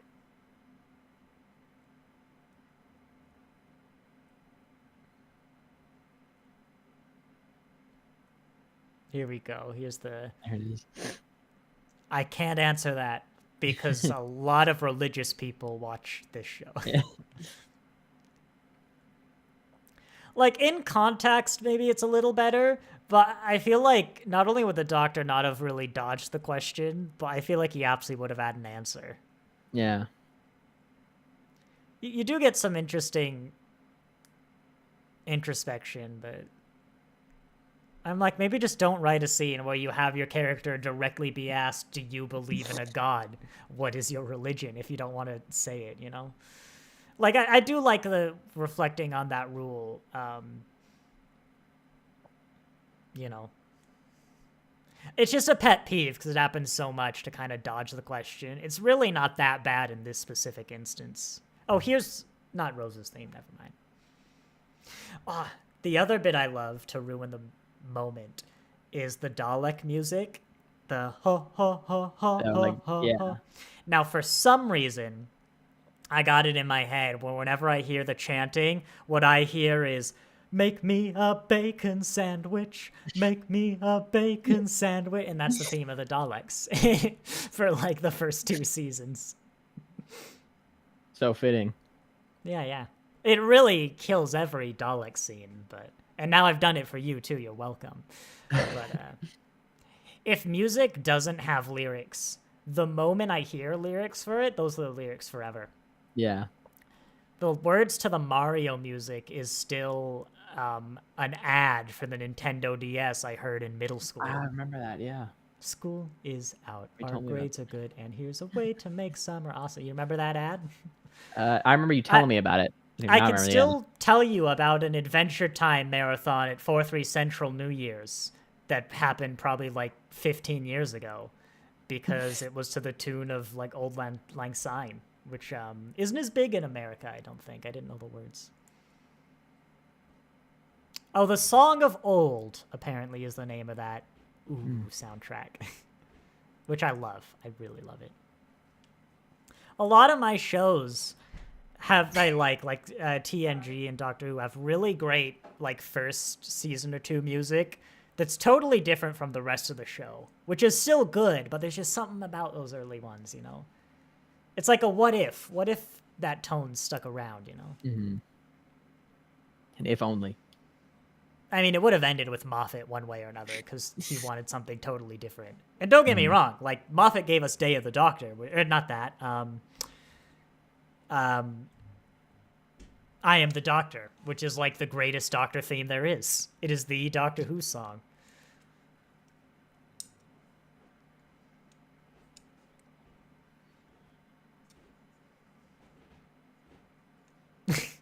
I'm sorry, I just love that look, that wide-eyed open mouth, like, oh. It worked, but it was just something caught me off guard. He's just Matt Smith.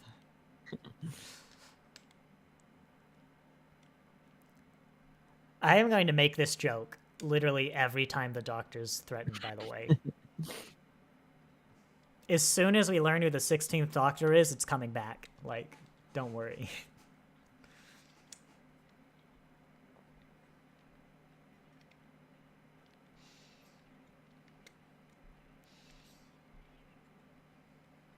He just has that on hand?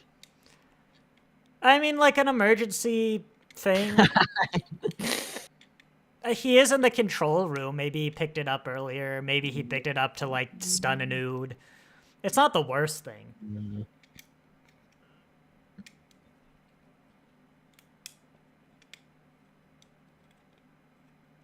I bet Billy Tyler let her head bonked so many times on those posts. So the Doctor breaks this suit. This isn't the one he wears in the future, then. He must get one later.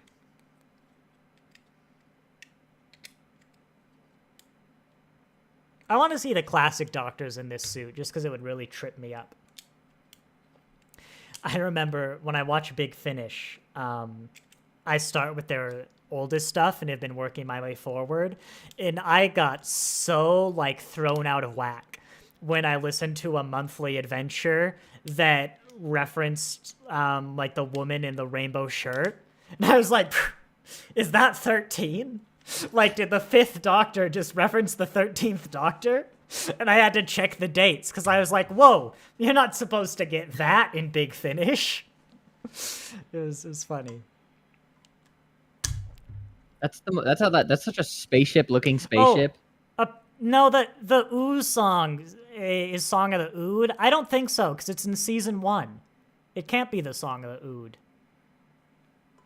It's like one of the main themes for season 1. It might just be the Ninth Doctor's theme or the TARDIS's theme. There's an amazing deviant art of Colin Baker's Doctor in the orange suit. Any excuse not to put him in that coat. You guys are cowards. That coat is amazing.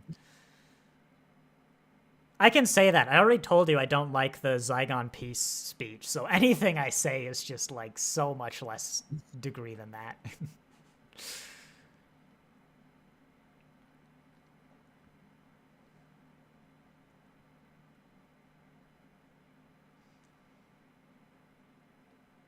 I think they explain they're using like the gravity well or something to get out of the. But we talked over it. The code is the best. Thank you, Steve. My wife agrees, but I basically married John Nathan Turner. I've shown you their bus Hawaiian shirt.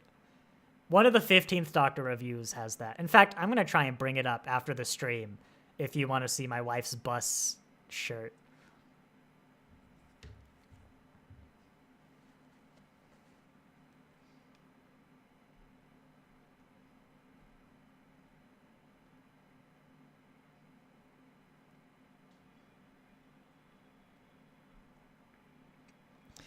I don't know if I'm 100% sold on the Beast basically looking exactly like the devil, but it doesn't ruin the episode for me.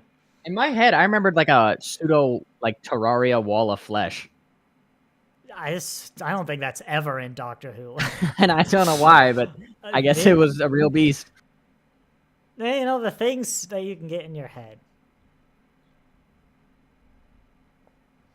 Yeah, that's not how black holes work. I think as a kid, I was just a lot more bothered by the inaccuracies, and I've matured as a person.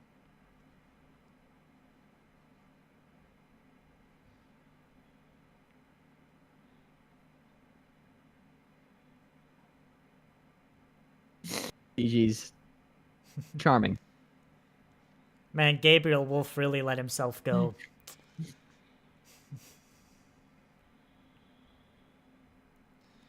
I'm trying to find this picture of my wife's bus shirt in the background, by the way. It's not on Discord.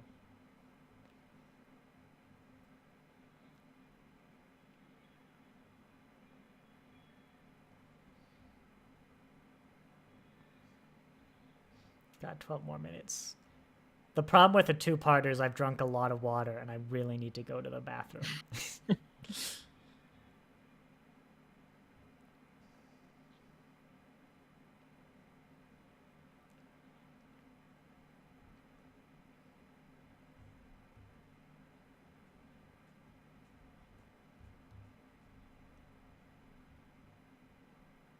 Yeah, this David Tennant's Doctor, I mean, most of them, they do have these good scenes of working it out, and I generally like it when you hear the Doctor's thought process, like talking to themselves or whatever. Yeah.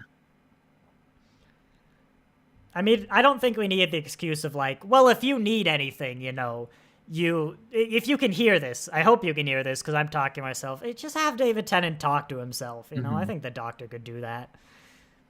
Like, usually you need that justification, but I'm like, I don't know, maybe I've heard too much Big Finish, and I'm like, yeah, the Doctor just talks to himself, because that's all you get with audio dramas. Where is my wife's bus shirt? Oh, there we go. Okay, I can send it on Discord.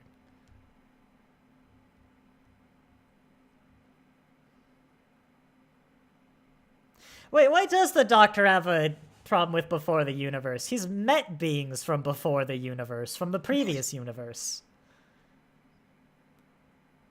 You also, there's the EU back in like the wilderness years before modern Doctor Who. The Time Lords did crazy stuff. Like, the Time Lords invented linear time. Like, the Time Lords existed before there was linear time, and they tamed it. they invented time, and that was like the start of the universe. You get some really crazy stuff when you let the fans run wild. I couldn't. There's no amount of just people that are gonna beat that thing. Well, it's before the universe. You know what the crazy stuff that goes on back then? That's a funny shirt.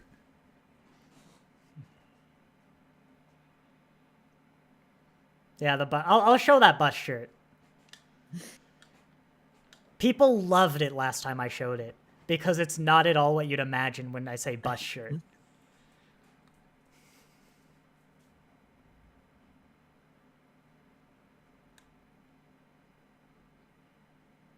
Oh my god, can you entertain them for a sec? Because I really have to go to the bathroom. Yeah. I won't pause because we can't. Chat. You guys might have seen this as well. Well, yeah, so of course, I haven't seen this in like 10 years. I have no fathom of an idea, no morsel of a whisper of where the TARDIS is, how they're gonna get it. But it's like they're walking me through it right now. I'm trying to follow it. 5 minutes, I'm gonna feel smart by the time they explain it to me.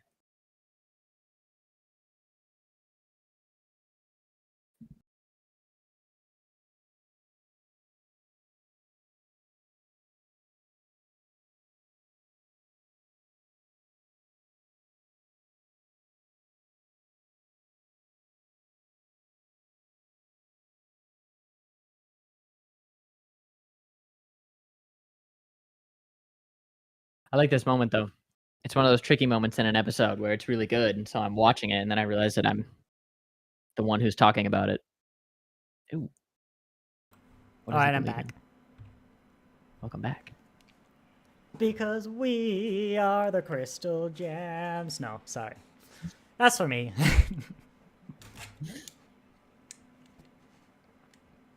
It's just Deus Ex Machina for the TARDIS almost. I don't know what you're talking about, but that sounds like Russell. Wait, he didn't write this one. And there it is, the most spaceship-looking spaceship I've ever seen. Oh yeah, no, that's a weak. I mean, it doesn't really matter what the spaceship looks like, but you know, that's like retro spaceship. Although to be fair, I love that the Dalek spaceship is just like the flying saucer, but slightly refined and given Dalek colors. Because that's what they had in the classics, is they had flying saucers.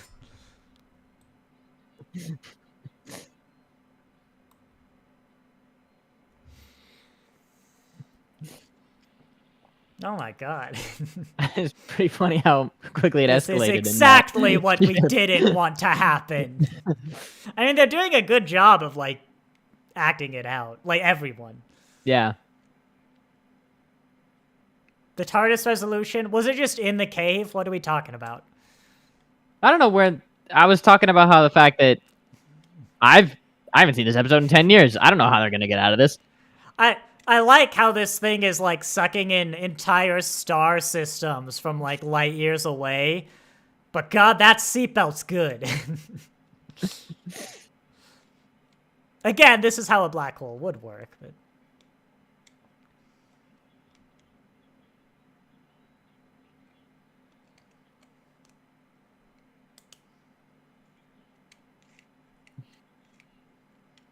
Can you... I remember how they get out of there. I was like, is he going to land the TARDIS in there? Because it doesn't look big enough. Ow.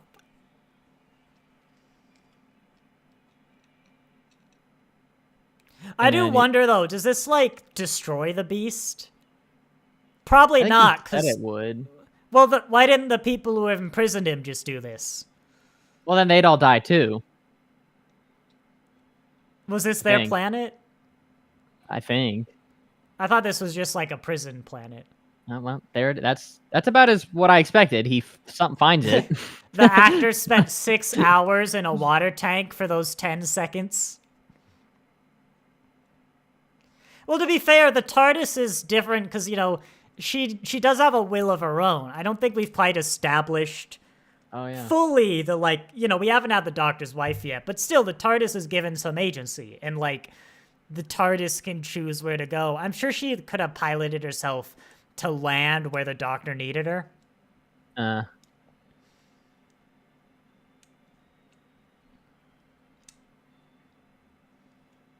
Did he? Although, if you're saying that, I guess you could say, why doesn't the TARDIS just land somewhere that's not going to fall into a big pit? But then the Doctor couldn't stop the devil, I believe it said the black hole swallows the planet just to spit it out. Yeah, well. I'm not going to critique it too much because we're talking over this,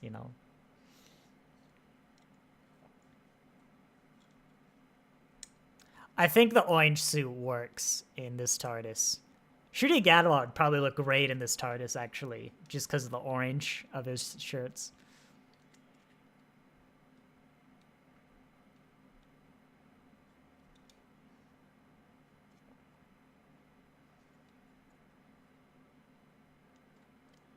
She's dead. No, that's a corpse, but you can have Yeah, no. Yeah, she's a little you're going to need a pale. box to put her in. Yeah. This always bothers me. Only had time. Why can't you just go back and materialize simultaneously? It's just don't scan the out. I mean, I don't know. It's not the worst here, but yeah, I'm gonna not critique it too much.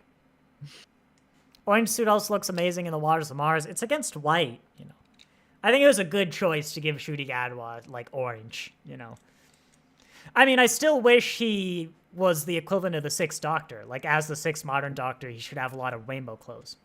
His character, I believe, Eric, in Sex Ed, wears a lot of what I would have loved his Doctor to wear, which is, rainbow stuff. It's great. He should be Sixth Doctor.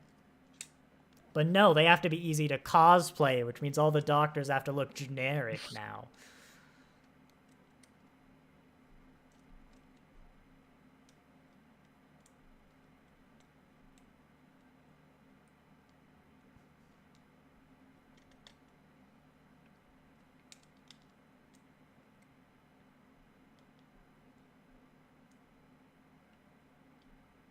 I think it was a creature from before the universe. I'm yeah, that was good enough. Oh, we're foreshadowing that now. Have we had foreshadowing for this already? I remember this season spending the whole season foreshadowing Rose's departure, but maybe it doesn't.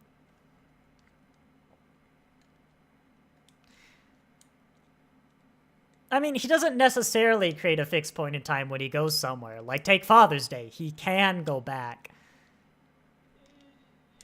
But the show has reasons. I just sometimes think it's overused.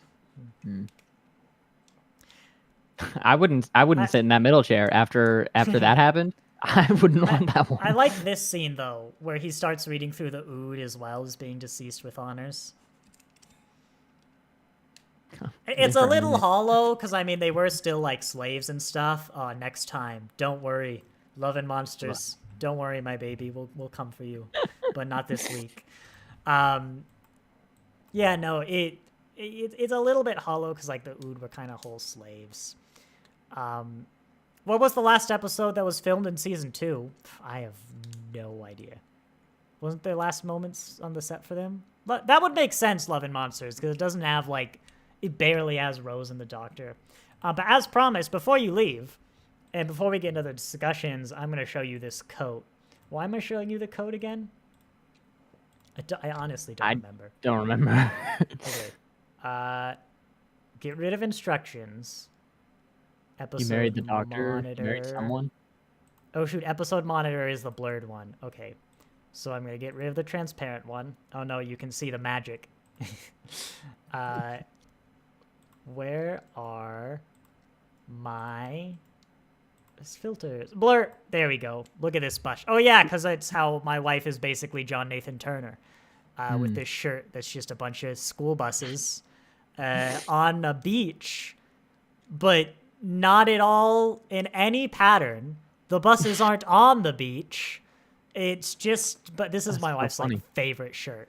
Love and Monsters was the last one filmed in Block 6. That makes sense. But no, I mean, I think it's well deserving of its highlight of the season. I mean, Love and Monsters is next week. We can check that one out, but it's definitely a peak of the season. Easily top 3 stories, probably top 2, maybe top 1. In a better season or surrounded by like the highs of Modern Who, I don't know if it's really up there. Like, I don't know if it's up there with like Heaven Sent for Me or like the or like Midnight or something. But that's more to do with the fact that there's like hundreds of Doctor Who stories than it being bad. It's just a very, very good. It's either like bottom of the best ever or top of like the really good ones. Yeah. Ooh, I'm excited. And then let me set this back up. There we go. Yeah, Block 5 was this 2-parter. Yeah, no, it was very good. Gabriel Wolf as well. I remembered him being so much similar to how he later does Sutek. But, I mean, I could listen to Sutek again. He sounded different. I think it was just my memory of the Beast. And I think I complained about Gabriel Wolf sounding more like the Beast than Sutek with 15. But I think I'm going to take that back. John Nathan Turner would have had this shirt in his wardrobe for sure. Oh, yeah. This isn't the only thing like it my wife has in their wardrobe. But this is exactly what my wife wants. Yeah, so it makes sense that they like the Sixth Doctor's outfit. They'll admit their taste is just... They have a line somewhere in conventional poor taste that's the stuff they like, and then the stuff they don't. And that's where they live. Yeah, anything to add about this episode? After it's done, I don't really know if there's too much. I feel like I mirror everything I said after the first episode. They continued with the second part. I very much enjoyed it. It might be my favorite of the season. So far, it's gotta be. Age of Steel was pretty good, the Cyberman one. School Reunion's fun, but it's on a different level. As in a lower level. Yeah. The peak so far for me. I think this back half loads a lot of the good episodes. I mean, looking at Fear Her. And, of course, Love and Monsters will go either way. But I remember Army of Ghosts and Doomsday. I don't remember it being, like, fantastic, but it's a good episode from what I remember, certainly. Yeah. I mean, a lot of people, it's going to have traumatized them, a good 20 years ago. We're foreshadowing Rose's departure. We all know. Everyone here has seen the shows. But yeah, I don't know if I'll mention when a companion leaves going forward or not. Yeah. I think Russell likes to foreshadow it, though. Donna's is also... Or is it? The Doctor's is foreshadowed, but, like, you would know Tennant is leaving. Like, the whole world knew Tennant was leaving when it was announced. They play with it, though. There's an episode, one of Tennant's last, after he announced he was leaving, called The Next Doctor, about, like, who the next Doctor is, which is a really fun thing. It's funny. Yeah, you love the foreshadowing to Doomsday. I remember that being weird. I vaguely remember watching this the first time. Because, of course, we'd had a Doctor change, but, like, Rose was the only companion I ever knew. She was kind of a constant for the series.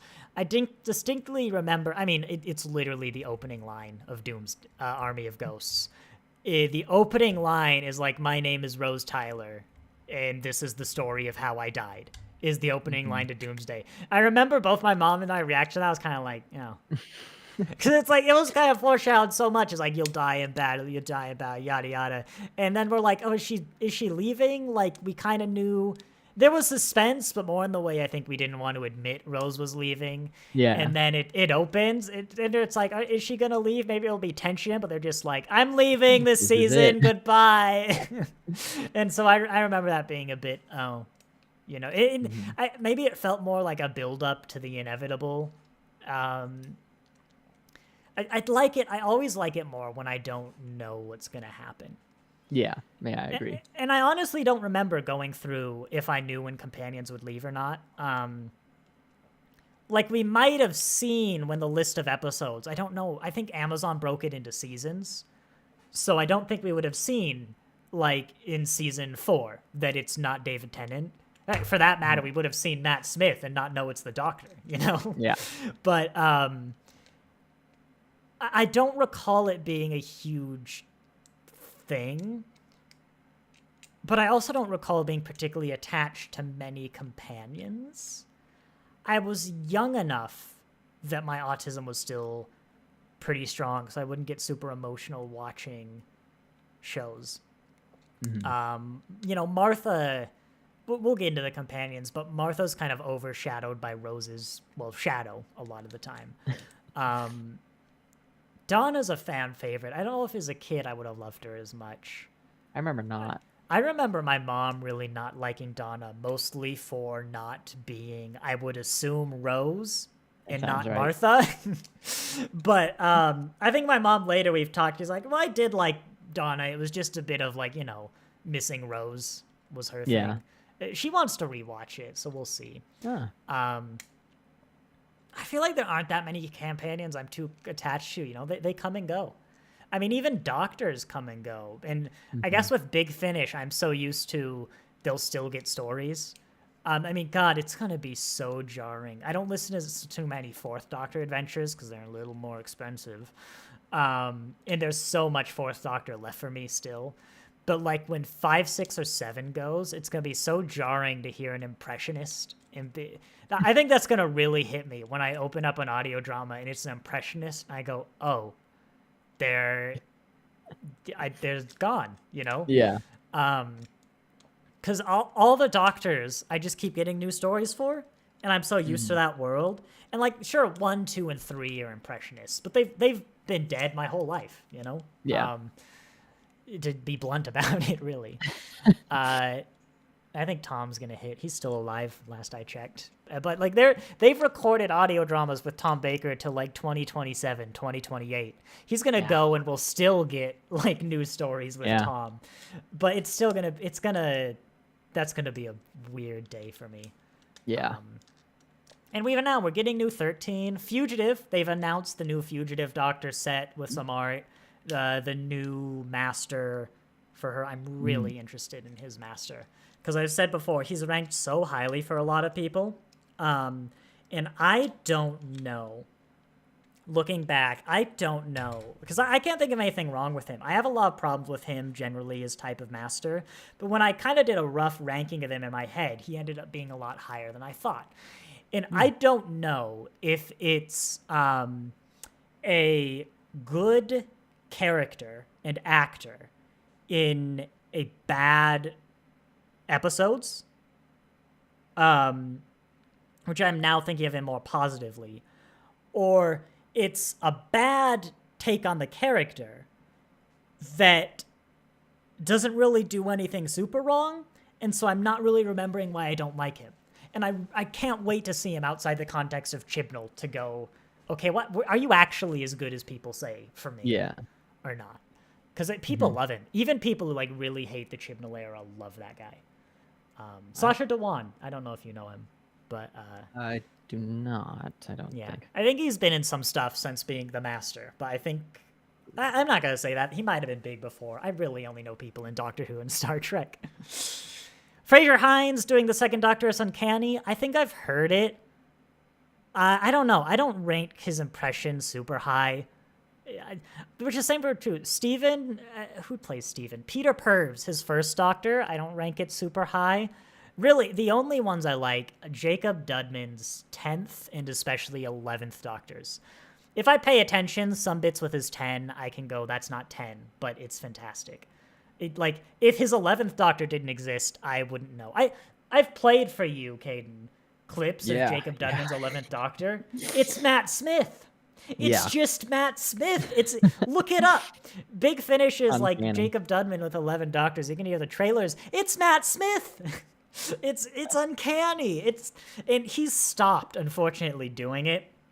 so they'll have to find a new Matt Smith. But you know what? If you can find if someone who sounds like the fourth, fifth, sixth Doctors, once they pass, maybe I won't even notice. But yeah, I like a lot of the impression work. I like the second Doctor. Michael Troughton's playing him now. He's not perfect, but he works. I like the guy that does 3. It takes a bit of adjusting to, but I can adjust and be like, yeah, sure, you're the third Doctor now. I like Tim Treloar, his range. It's good. I'd recommend Big Finish. They recently put a lot of their monthly adventures on sale. Very good. I will not ever be doing listen-alongs for Big Finish. That's a step too far. I'm sorry. But, no, yeah. But companions come and go. Even with Ruby. I mean, it was weird, because I think I knew from the start of the season she was only in one season. I'm pretty sure. I definitely knew early in the season if that wasn't the case. Well, even then, I'm gonna stop there. No, because I hear things early ahead, and I know things about like people's presences in seasons 2. I'm trying to avoid spoilers. There are leaks. I am aware. There are big leaks. So I've been told. I know who the next companion is. I don't remember their name. I don't even remember the companion's name. I know their last name. I won't say it. It's probably obvious if you watch the episode, but in case it's a surprise in the episode, I won't say their name. But yeah. Everett Sunday, thank you for the commentary. Thank you for joining. It's so much fun having people in these streams.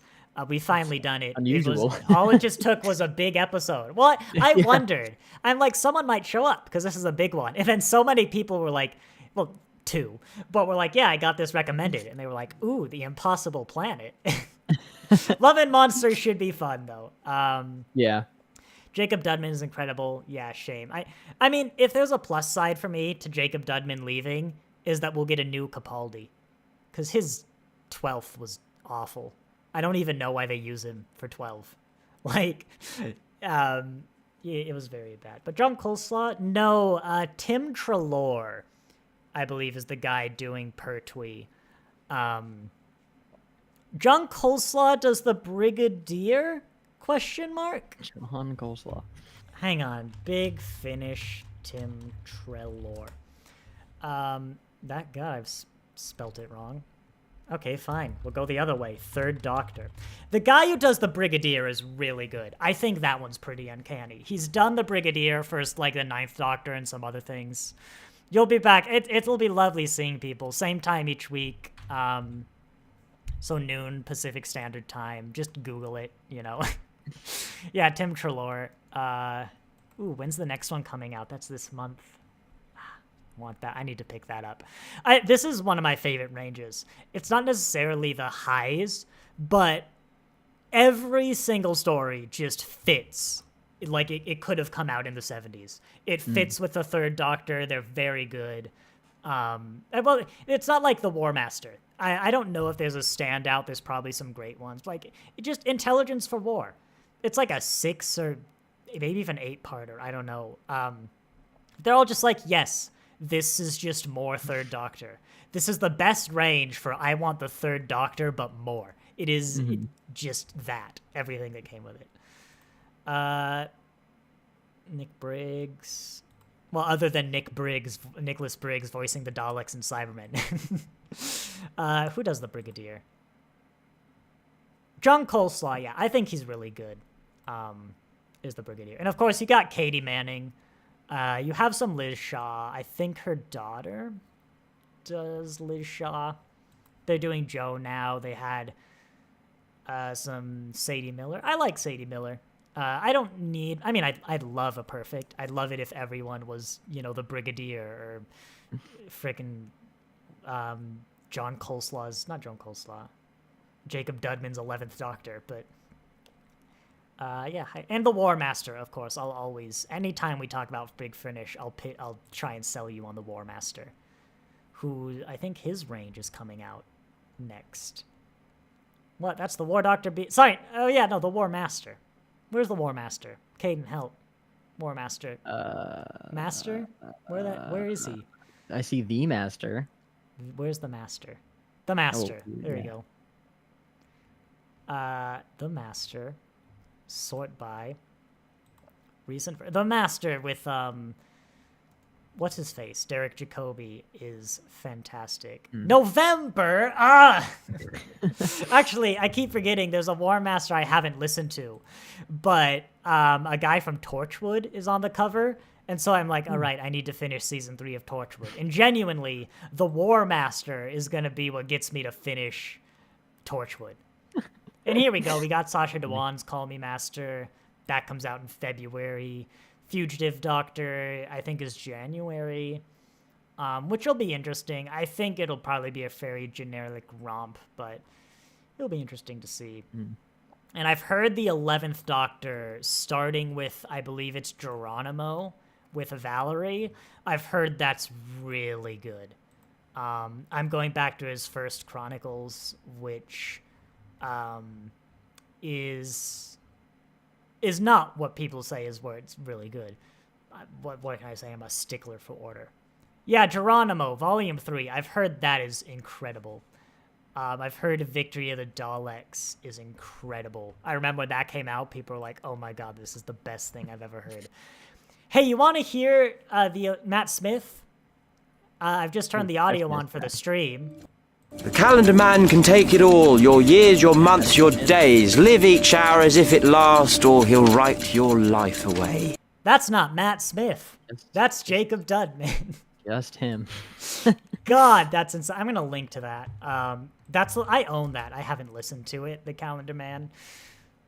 But God, that's him. And his 10th Doctor's really good, too. There's 1 or 2 bits where he's like, hey, you fumbled that. But as long as you're not thinking about it, it's David Tennant, you know, which is funny because they actually get David Tennant to do Big Finish, like whenever they can. But, you know, he's a busy guy. Yeah. I can't wait for like David Tennant, Matt Smith, Peter Capaldi to become old, semi-retired men who just want a paycheck and an easy job. Because then they'll become the new, like, 6, 7, 8. They'll get Big Finish. We got Jodie, thankfully. We had Christopher Eccleston for a bit. I told you about that. You want new Christopher Eccleston? You want to hear the 9th Doctor and River? I haven't listened to that one. I don't actually own it, I don't think. All old. We need to get... One day, I want Capaldi. At least one. Yeah, look, we finally convinced Eccleston. He's not got anything down the pipe at the moment. You want Christopher Eccleston and Alpha Centauri? Oh, You no. want to watch? No? Oh, I showed you that, didn't I? Yeah. You don't like Alpha Centauri. Nah, What's wrong they're with Alpha weird. Centauri? Look, they're at lying it. on the floor here. Alpha stay there, Centauri dead. is incredible. Don't you lie to me. Look don't at know it. about Look at that. him. Well, kind of cute Lego down there. There's a late... Whoa, where? Bottom left. But, oh my god. Instructions transparent, episode monitor, right click, filters. Look at that. I need it. Gotta go. Steve is going. Thank you. Have a great Sunday. We will probably wrap up with you leaving. But yeah, we'll keep going. The only weekends we won't do this is, well, if like someone's busy or we're doing 15th Doctor, you know? I want that Lego Century. I need to listen to some Big Finish, but I've been playing too much Satisfactory. Short Trip Jeffrey Beavers with the Master. Here's another fact I learned. Jeffrey Beavers, one of the Crispy Masters from Classic Who, was married to the actress who played Third Doctor companion Liz Shaw. I was like, how the hell did I not know that either? I learned 2 how did I not know that facts. It all connects. Everything's connected. It is. Mostly because like every British actor's in everything, but Doctor Who, you get some fun connections there. I like, of course, 5th Doctor Peter Davison's daughter, Georgia Moffat, played 10th Doctor's daughter in Doctor Who, in The Doctor's Daughter, where, of course, she met David Tennant, and they married, and they had a daughter. So the Doctor's daughter married the Doctor and had the Doctor's daughter. Who one day, we all hope, is going to play the Doctor, or at least get some role in Doctor Who. What if they play Susan way down the line? That'd be funny. The doctor's daughter married the doctor, had the doctor's daughter, who is also the doctor's granddaughter, which I guess they would be. It sounds confusing enough for the them to do doctor's it. daughter would be his own granddaughter and his daughter again, but also his wife. It makes it real weird when Checks Georgia out. Tennant shows up and says "Hello, Daddy" to David Tennant. It has totally different vibes, and it's always very awkward. But that's later. That's 2 seasons from now. Hold that off. Yeah, no, it's always like, that one. That's a bit weird. Even before they were married, it was a little weird. But I think we'll wrap it up. Love and Monsters, the big one, the moment we've all been waiting for. Next week. Love and Monsters. Are you hyped? You better be Tune hyped. in. I'm excited. Remember, the Absorbaloff was like one of the few monsters you remembered back when we started. was. This all. It was. It really made an impression. You must have had strong feelings about this episode. Who knows if they were good or bad. Reconnect them. Next week, we generally agree. With 15, we've had some differences. We disagreed on the whole Ruby's mom thing. But this might be an episode. This is one of the chances for us to really disagree. It may be. We'll tear each other apart. You're lucky you're in Florida, like we I'm prepared safe. for this episode. Yeah, I'll get there. I'll leave stream, and then 30 seconds later, I'll be banging down your door. I don't even know where you live, but I'll find you. Find me. I will. Florida can't be that big. Oh, that's so funny. Right.